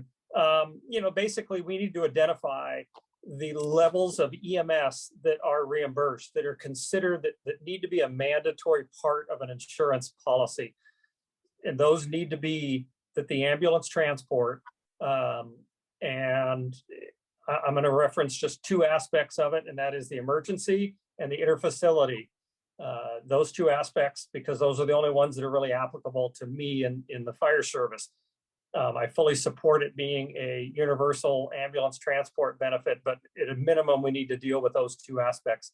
At the same time, we need to deal with treatment in place and assessment and that ALS first response component, because again, it's a system. It's an emergency medical services system. It is not an ambulance transport. And we need to get away from the 1960s when Medicare was first put in place as an ambulance transport benefit. And we need to recognize that EMS is a full service system, and it involves everything from the dispatch, like ET3 pointed out, emergency triage, treatment, and transportation. It identified that the dispatch component, having that nurse practitioner or that nurse provider to be able to determine if we need to send that ambulance on some of these calls, that needs to be considered a reimbursable. The ambulance response, the treatment provided at the scene, the first response paramedic, and the transport, all of those components are part of an EMS system, and they should be, in my opinion, contained within an EMS benefit. Okay. And to just segue off, I know, Rod, you and I have talked a lot about this as well, and I think it came up in the first plenary meeting about should EMS be an essential health benefit? It may have come up, and I'm thinking that this is maybe somewhere where it's inferred. A lot of payers may treat it in certain components, like it is a covered if you call 911. But should there be a recommendation made that it is formalized as an essential health benefit, so there's no ambiguity in how that looks as well? Anybody else have anything on the EHB front?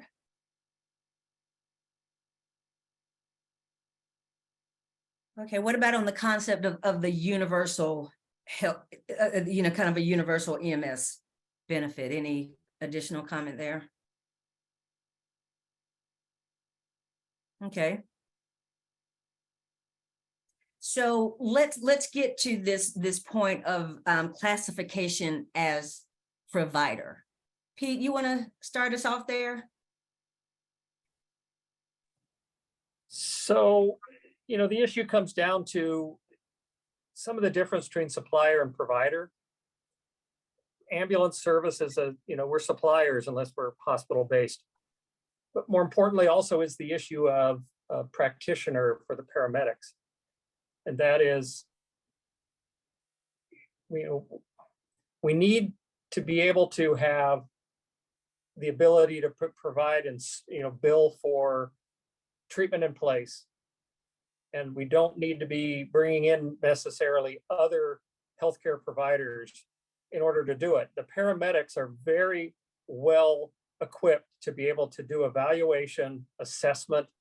They run a tremendous amount of diagnostics. Our cardiac monitors these days are top of the line. Having the ability to bill for those treatment in place services is important. And as a provider, as a practitioner, that would allow the paramedics in many cases to be able to bill for some of those services using some of the like the ER-based codes that community paramedicine was considering to be using. At the same time, you've heard me talk about it before, and that is the provider, the National Provider Identification, the NPI. And that's not for the EMTs and the paramedics, that's for the agencies that employ them. And really, it's about the paramedic that, the paramedic, it shouldn't shouldn't depend on whether or not the paramedic that's responding is part of the ambulance. The paramedic that's responding is responding and should be able to get reimbursed for that ALS first response, especially when there's no paramedic on the ambulance. It's like paramedic intercept. It's just what's being done daily in huge jurisdictions across the United States, where we've got fire service-based paramedic, we've got private ambulance-based EMT ambulance. It's a great partnership. It allows us to have a very efficient system. And we need to be able to ensure that all components of the EMS system, again, not just transport, but all components of the EMS system are able to be reimbursed, be that via an MPI, via being a practitioner. So can I ask a clarifying question, Pete? I don't know if you've thought about this or whatever, because I'm not sure if I've even given it much thought. But I know there are some systems across the United States as well that maybe they have a nurse or something like that that's also providing this pre-hospital. Should we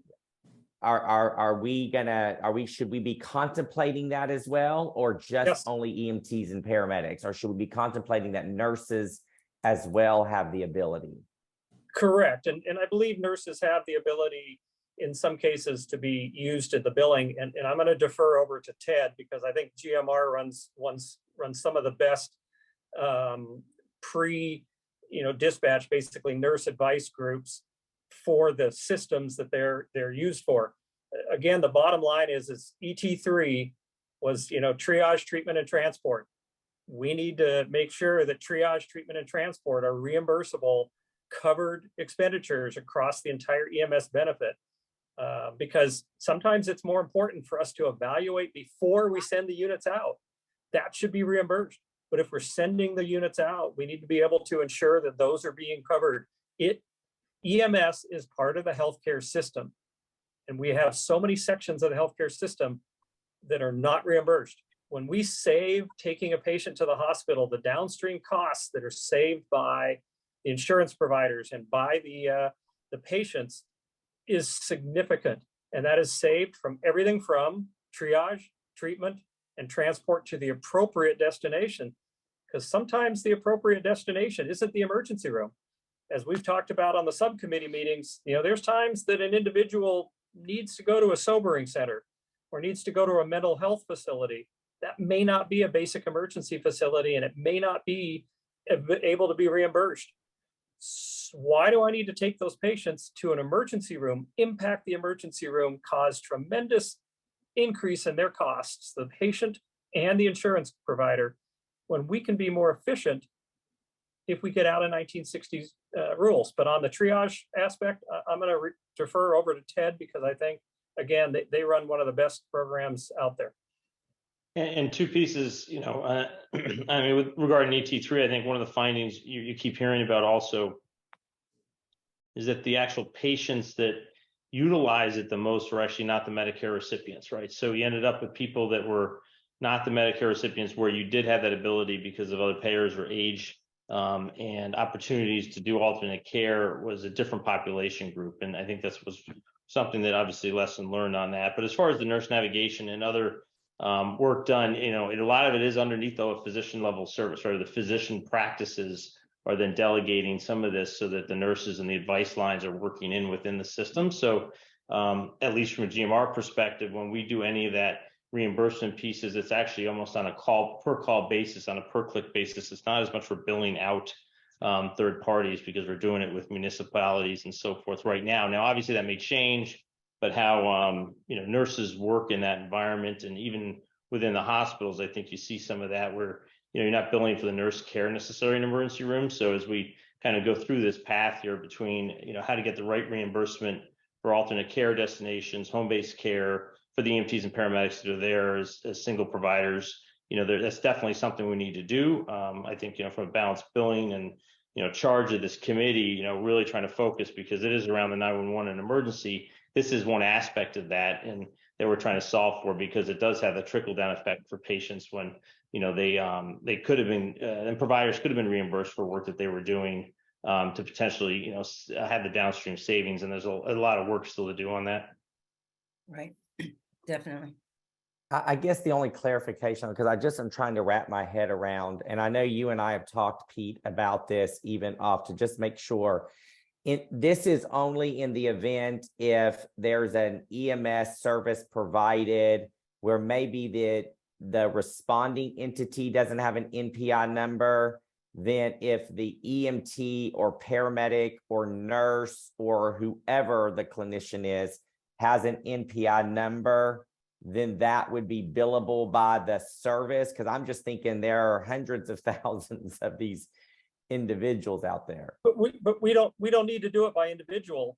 If the agency is providing paramedic level service, right now, the Oceanside Fire Department, we provide paramedics on all of our engine companies, every single one, as well as on half of our ambulances, because we send ALS or BLS based on what it is. But I still am required to send a paramedic to every scene, every call, because of the county EMS rules. Again, we have to follow what is established for our county. We don't need to have the EMTs and paramedics getting NPIs. We need to have an agency that is providing paramedic level service to be able to get an NPI, regardless of whether they provide transport. Right now, the only way that you get as an ALS paramedic level service, that you get an NPI, is because you're an ambulance provider. It shouldn't be that way, because we have an EMS system, and that system involves lots of different ways of providing services. And a lot of them are, again, partnerships that work very well between public and private providers. But there's no ability for an agency to bill for services to the insurance companies without that NPI. And so what it does is it creates a bill that goes directly to ASBEL. And ASBEL gets a bill because the insurance company says they don't have an NPI, so we're not going to pay for it. There's part of the problem is, again, we're still relying on a lot of old school process that the provider of EMS, advanced life support EMS services, doesn't get an NPI allowing them to bill for the service because they're not providing transport. Everything's tied to the transport. We need to get out of being a transport benefit and into being an EMS benefit. And I think that would be important to note, Raj, as we're kind of going through there for public comment, is that he's advocating for, if you don't meet the definition of an ambulance service to bill under what they call type 41, that you have the ability to maybe go under some other type to be able to bill, or they change the definition on that if you have a paramedic or EMT to be able to get that NPI number, not necessarily advocating that EMTs and paramedics obtain an NPI number. And I just want to be clear on that for the record. Pete, that's why I keep asking you those questions, because public comment may come back different understanding that. So I think that's probably the public comment we would need back from consumers, others that are there, if they have any particular, as we continue to deliberate these questions. Yeah, it needs to be the agency providing the service, not the individuals themselves, because then we're going to end up with all the nurses wanting to be considered providers, and the number of NPIs we're going to issue is astronomical. It should be the provider of the service, so that if we're providing this service, we should be able to do it with an NPI. The same for my dispatch center. If my dispatch center is, obviously we have a physician, 2 physicians overseeing our medical control and our dispatch. We've got nurses that we are trying to bring in to provide service across our 100,000 calls in our dispatch center. We need to be able to provide that dispatch service and be able to potentially be reimbursed if we don't send anybody. But on the response side of things, again, EMS benefit, not an ambulance benefit, and providers of paramedic level service need to get an NPI. Okay. Thank you. So, anyone else have any input on that point? Well, I just, if we're going to be adding, a whole new kind of set of service providers, we should be anticipating, or if that might be a finding. I'm not sure it fits within the definition of our committee's work, but you know, we need to be addressing this in and out of network issue with that whole set of folks. Because if what I'm hearing is insurance companies aren't negotiating rates with, you know, the existing emergency service ambulances, it's just going to add, you know, so many more. I'm not saying it's not a valid point that you're making, Pete, but we need to like think about how it fits in the context of this advisory committee and the issue of balance billing. I think it fits in the treat and place concept, right?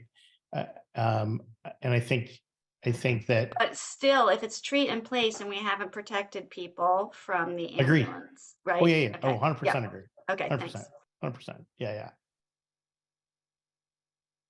Okay, I think, you know, right now, and just to make sure that everyone in the meeting is following, because we are very serious about sticking to our charge, and this is such a huge issue, we really try to make sure that we hew closely to our charge, but still there are a lot of facts, a lot of circumstances that we feel as a committee that we need to bring out to make sure members of the public and those that we are reporting to, that they understand how things are working at a ground level. So I do envision that a conversation like this would go into what we've been referring to as potential findings that the committee could make that, again, may touch issues that are not directly within our charge, but are still relevant to our charge.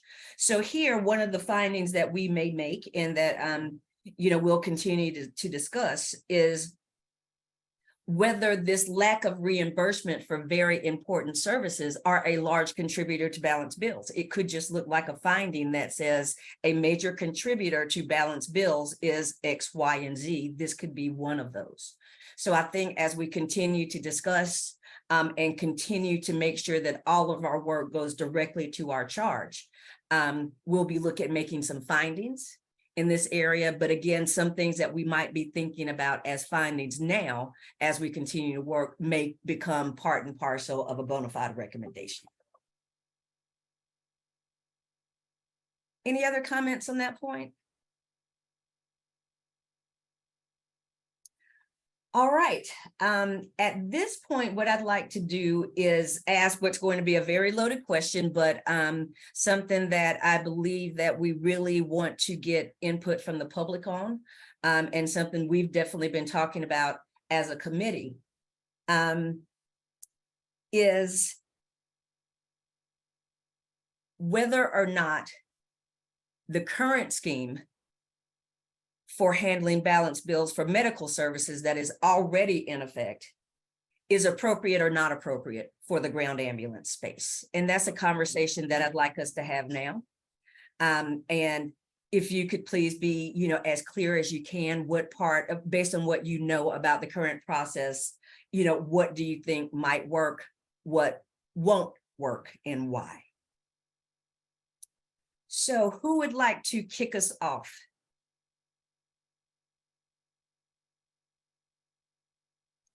Anyone? I'll start. Thanks, Isabel.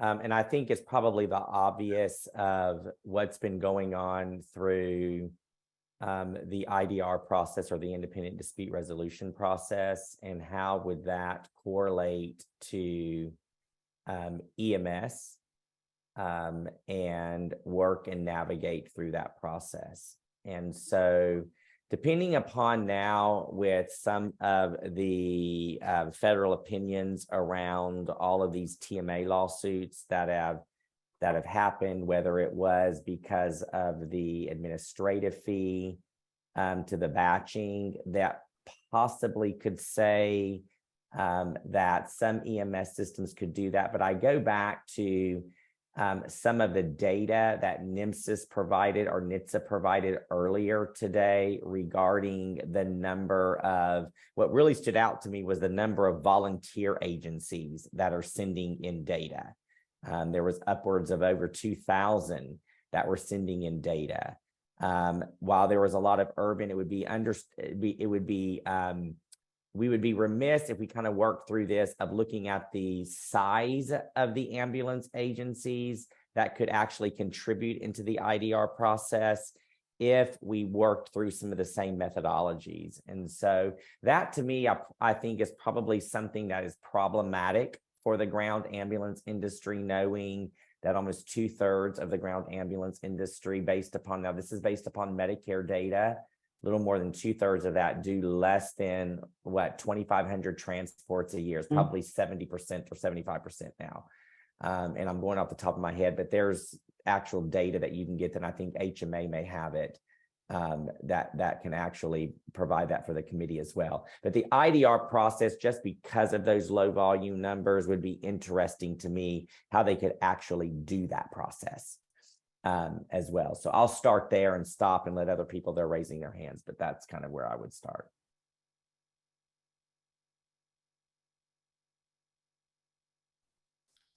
So Asbel, I would add to that, and I think this is in line with what you were saying, but I would just add that in addition to the low volume of transports or of other services that they may be providing, one theme that's been really clear are the limited resources that ground ambulance providers or suppliers have for just their base operations, let alone, I mean, there are direct costs and there are indirect costs, and that there's time and personnel that are involved with these IDR disputes. And I think that's why, with the current No Surprises Act structure, you see that they're predominantly being initiated by staffing firms or billing firms that handle hundreds of thousands of, or if not millions of claims, or employ thousands of providers, where they have the resources to do it.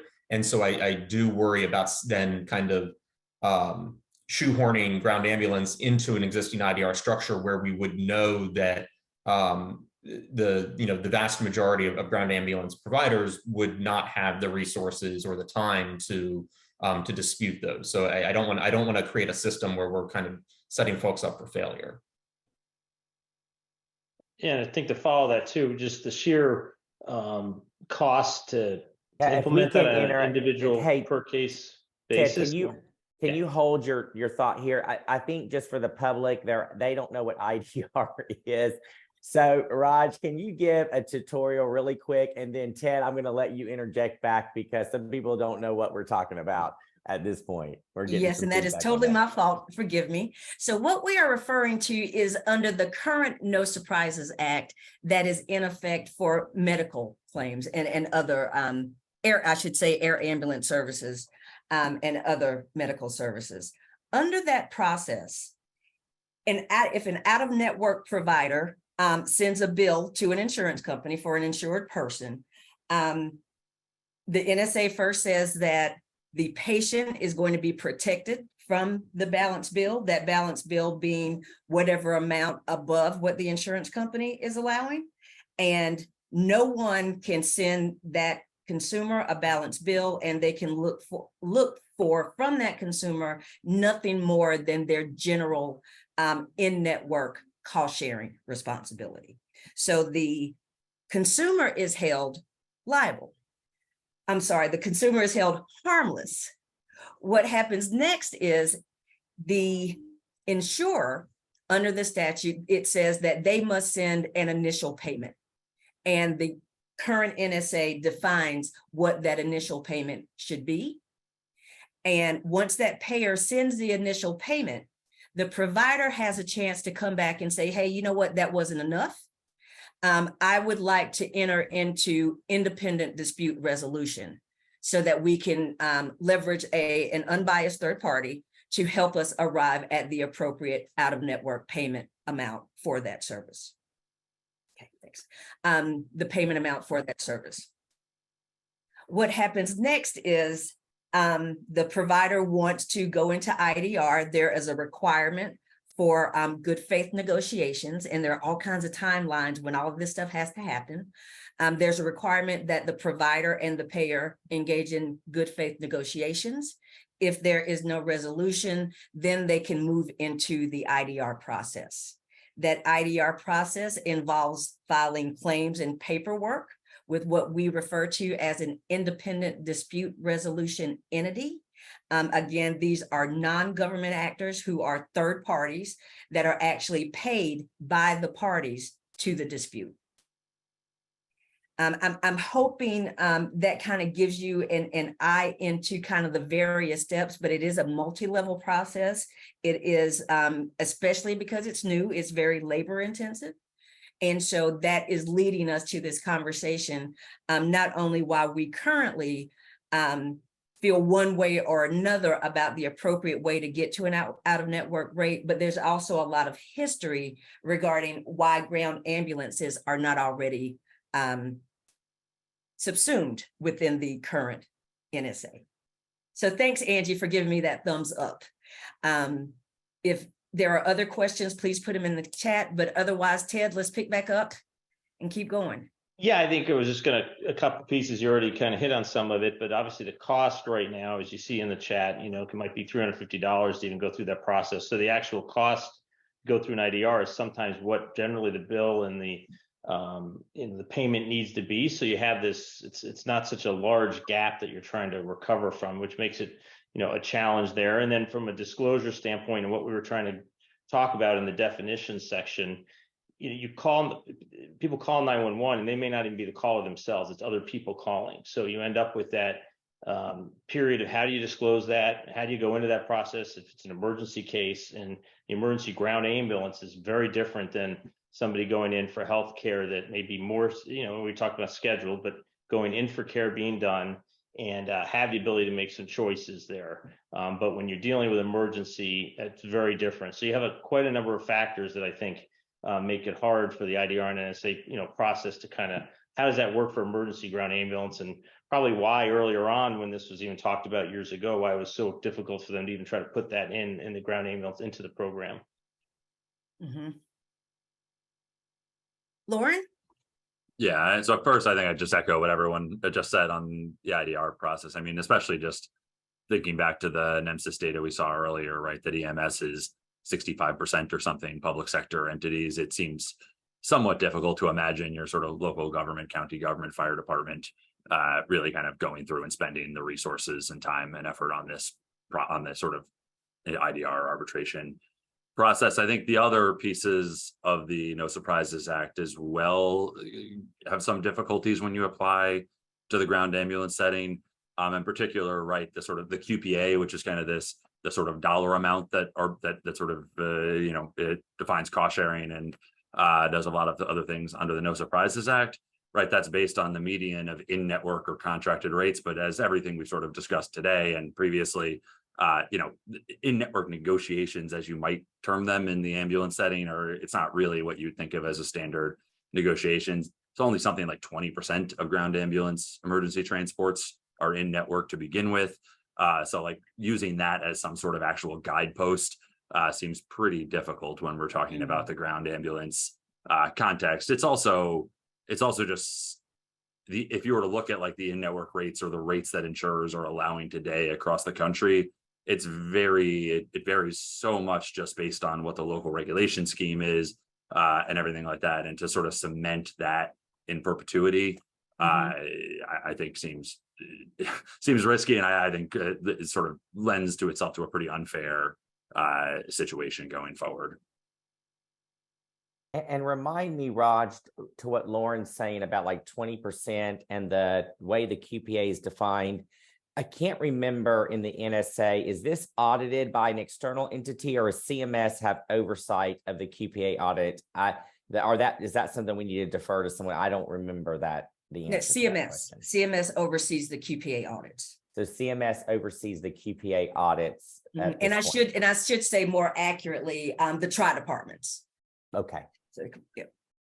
Is there a minimum number that you're aware of or not that they have to audit if we go down this thing for the QPA, or is this something, if something designs like that, like Lauren said, and I agree, there's only 20, we'd have to really define what that current definition looks like, because I don't think in its current definition it's going to even work for us. We'd have to probably look at air ambulance or something like that. But is there a minimum, or do they audit all QPAs? There is a minimum. I do not want to get this wrong. The number that is coming to my mind is 25. for Okay, each agency, but I want to confirm that. okay, And you do And I need a will- minimum of three for the current rules, which could be changed in a new thing for ground, Mm-hmm. even for ground ambulances, but you also need at least three contracts. The insurer needs to have three contracts for the service in question for you to calculate a median for the QPA. So that also, right, there's going to be plenty of areas where there aren't three contracts for you're gonna have to get pretty broad in regions here, and for regional payer or something like that that's in like upstate New York only, they might not have three contracts, period. Right. Okay. Can I jump in on Yes, please, Pete. Go the ahead. IDR? And I saw Elizabeth Staple provided some great information, and she's very familiar with this IDR process, given her background, who she works for. It's important to identify, just so everybody's got it, that every single code is a new arbitration. So for example, is identified the base rate, mileage. If we've got, supplies for non-Medicare transports, if there's even oxygen or waiting time for non-Medicare transports, each one of those has to be arbitrated separately. We're not arbitrating the claim, which is all together combined. We're arbitrating each code separately. So if I've got 4 separate items within, a ambulance bill, each one has to be arbitrated separately. So the same documents, and there's a 90-day cooling off period between them. So you have to wait 90 days between talking to them about the base rate, talking to them about the mileage, talking to them about oxygen, talking to them about waiting time. The final component that is really problematic is, the NSA provides for direct pay to the providers, which is something we need to ensure is done for everybody, so that the providers, the suppliers of the ambulance service, the EMS services are being reimbursed directly. But we need to ensure that there's no requirement, which is in, to the best of my knowledge, the IDR process, that I can get a check from Pete's insurance company, but Pete's insurance company might require Asbel, who's the patient, and Pete's insurance company to both sign it to deposit it. It's not being required right now, but it's built into the system. We've got to ensure those things don't show up. Otherwise, the system gets weaponized and it takes too long, too much money, and people just don't do it. And so the providers, the suppliers of the ambulance service, the EMS providers, end up suffering because they just can't get it done. Okay. Thank you. Anybody else want to comment on the appropriateness of the current process, or why it would not be appropriate for ground ambulance?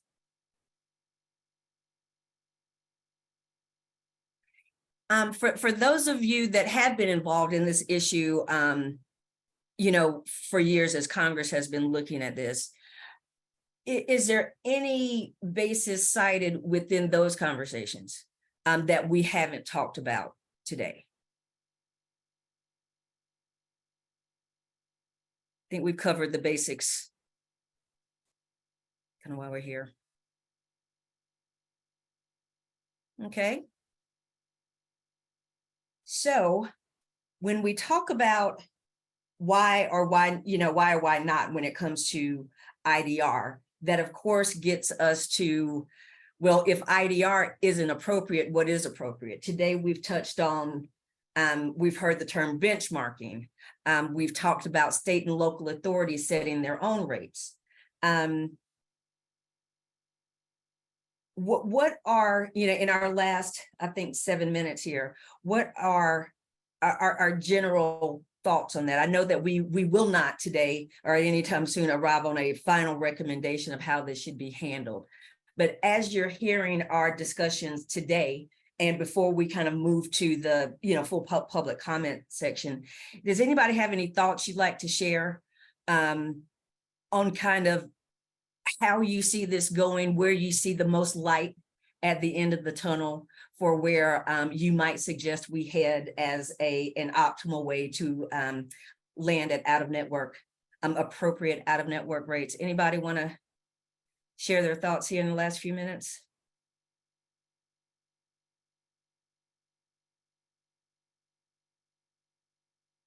I do think, Raj, as we were getting some of the testimony from different states and how they've been working at it, I think as a committee, we keep trying to gather as much of that information as we can to start trying to identify, how states, local municipalities, how contracts are being managed, both for the public sector and private sector, third parties, PUMs that are out there, hospital districts. There's so much of that that's from a business standpoint where they're looking at it as a what's necessary for that community, the level of service that's needed, response times, quality of care, and those local and state areas are driving obviously the reimbursement model around that, and then sets the rates. So how does that work with states and local governments then with the insurers and creating that? If you call 911, again, focus just on emergency, is that considered the in-network rate or the rate set by the local area so that you can then prevent a balanced bill for the consumer, because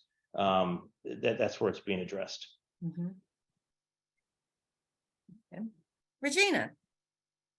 Yes, I agree with what Ed was saying. I think we've got patterns and we've got models out there that other states have done. I think we take that collaborative effort and use that as a model, not recreate anything, but take individual pieces from each and work through that. I think that's the only thing we can do at this point, as we're still new in this process and we're trying to have recommendations that work. I think we need to look at what other states have done individually and how they've designed their model. Okay. Sean. Yeah, I think, Regina, just to follow up on that a little bit, it really comes down in my mind to looking at, we're looking to protect the patient. We're looking to protect the patient in a number of ways. One of them is from being balance billed, and another is that they have access to care when they need it at a critical moment.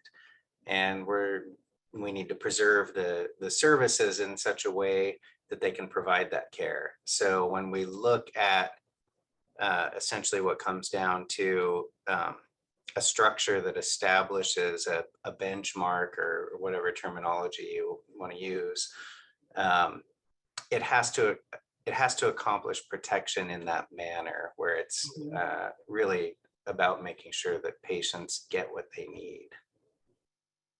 Okay. Lauren. Sure. So I think the more hearing more about this, I think Regina's right that we've heard from a number of states here. It does say, I think there are a lot of flaws to relying on some sort of like allowed amounts that are happening today for all the reasons we've kind of addressed before. It's hard for me to envision anything that's too different from, either literally picking dollar amounts for codes or some percentage of Medicare plus some sort of amount for a non-transport service plus some sort of treatment in place service, possibly, also I think to Pete's idea of paying for, your paramedic or, your EMT services that aren't doing the transports as well. I think one thing also important to keep in mind is, in addition to sort of the balance bills, access to care, right, there is at least some regard we're trying to keep in mind here is broader cost sharing protections, right? I think one risk that I see here is, particularly if you're going kind of let the local rate setting, define how much insurers have to pay here, is you invite a pretty natural response from employers and insurers who just go, okay, all I have to do is hold cost sharing down to in-network levels. I'm just going to define my in-network cost sharing as, you owe 50% co-insurance, patient. So I am a little nervous once you create that sort of dynamic effect to really increase the sort of overall price, particularly once you're kind of increasing it above what would be sort of, efficient level here, you invite that sort of response. So I think we need to keep that in mind, and also obviously the premium effects here. But that's, I do think, an important thing, because I do get a little bit nervous there. And back to an earlier point that I think Tim had raised in the public comment, right? One nice aspect here would be to say, you can't do that, insurance company. You can't just say now it's 50% co-insurance for these transports. But I feel pretty strong. I think that sort of relies on you having some sort of fixed rate that doesn't kind of open up gaming opportunities here. So I think that is where you kind of land at. Even a very generous percentage of Medicare multiple lets you sort of come in and then also say, you know, cost sharing can be no higher than $100 or something along those lines too. Okay. All right, thanks, Lauren. Patricia? Yeah, thanks, Lauren.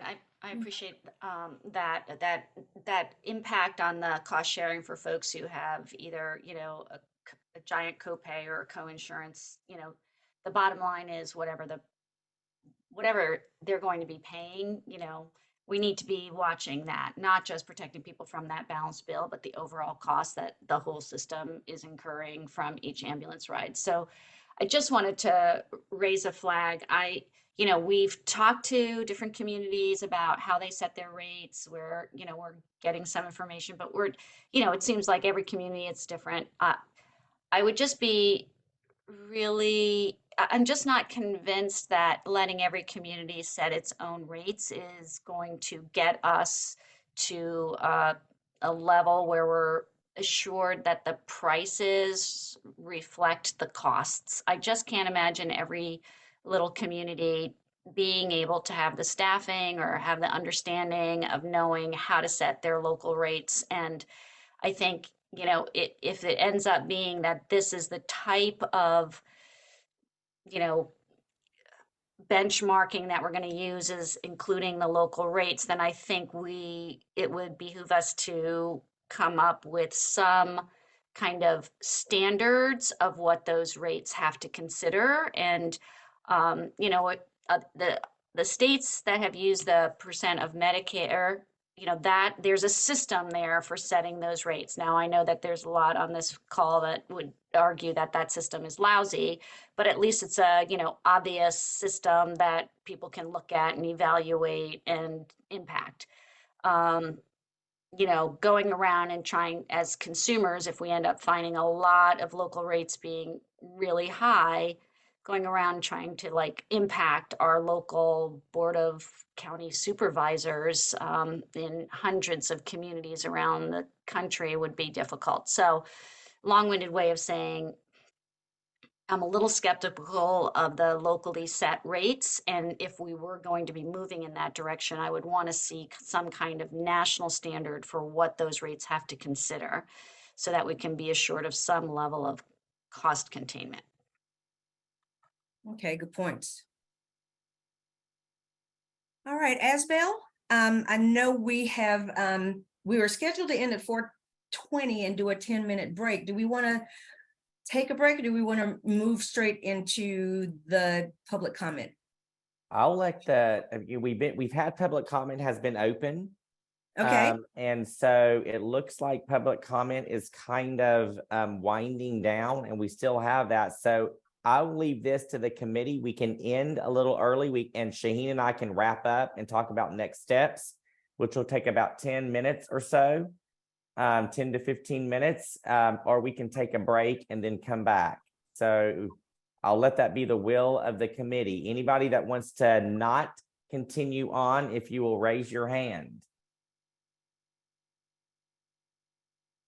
I think as long as we can keep the public comment part open here, just in case, you know, some people had to log off, do something else and come back. I just want to make sure that if they're thinking they would be able to comment during the 4:30 time slot. Sure, we'll leave the public, right, we'll leave the public comment on, but as a matter of fact, just for the public, as we reiterated several times throughout this, public comment isn't over just when the meeting ends. You can also submit written comment up through September the 5th as well. So Shaheen, if you're available, I would say that we start the wrap up and then talk about next steps. Tara, if we want to advance there. Sure, thank you. Perfect.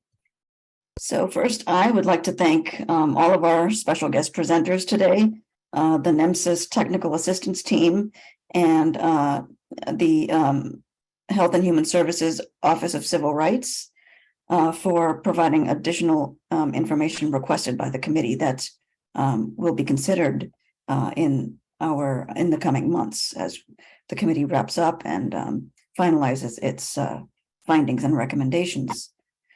And thank you, members of the public, for, providing robust discussion during the meeting in the chat box here. And I've also received several public comments already through the GAPB mailbox. So keep sending those. You have until September the 5th. You can send public comment at any time, but as stated earlier, to ensure that the committee is able to consider those public comments timely in its deliberations as it moves toward, generating a report. We ask that you submit your public comment to the GAPB mailbox by September the 5th. Next slide.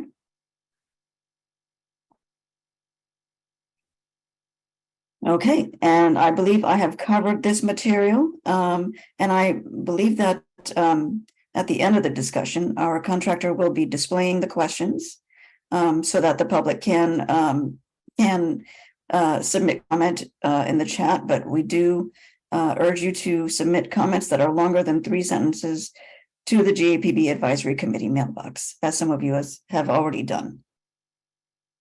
So, as mentioned, we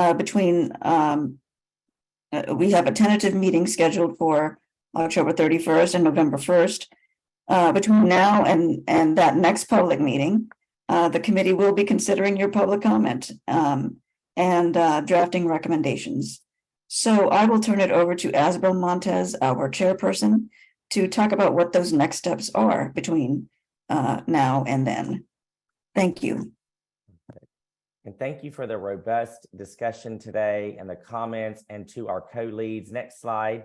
To our co-leads, Lauren Adler and Patricia, who have done yeoman's work on the subcommittee on public and consumer disclosures, as well as Lauren and Lee as well. Starting immediately next week, we will be a committee meeting again, and we meet every Wednesday. We will be consolidating now these existing 2 committees that we did at the first half of this into one subcommittee of the whole that will be led by Raj and myself, as we continue to deliberate and start to put together the findings. The findings, as Raj so eloquently put it, there's going to be some things that technically may not fall under the purview of the No Surprises Act charge. That might be a finding, and then we will have many recommendations. And the one thing for the public to note, that in our final meeting here, where we will actually start the voting process of the full committee on these recommendations, and then this is where there will be an up and down vote on this. So anything that falls within our purview and that makes it through the recommendation process will actually be deliberated by the full committee, and then there will be a vote taken as well to either advance the recommendation into the final report or not. And this will be through weekly meetings, and then we will formalize these findings or whatever at the November meeting, as Shaheen suggested as well. So wanted to say thank you to the public. Don't forget, up until September the 5th for this subcommittee to start really its deliberative process on these recommendations. But as Shaheen indicated, at any time, you can actually submit a public comment to that GAPB email address as well. All right, so I want to say thank you to the entire committee, and Tara, I'll turn it over to you for the final, to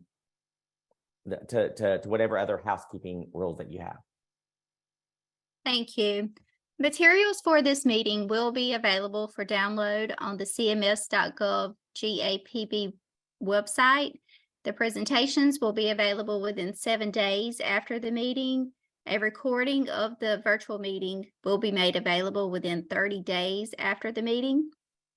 As we continue this webinar series, we look to you as industry experts to provide feedback and recommend information that would be beneficial in future webinars. Public comments on the specific topics listed in the agenda that can be found on the GAPB website should be submitted by September 5th for consideration by the advisory committee. This concludes today's meeting. Thank you and have a wonderful evening.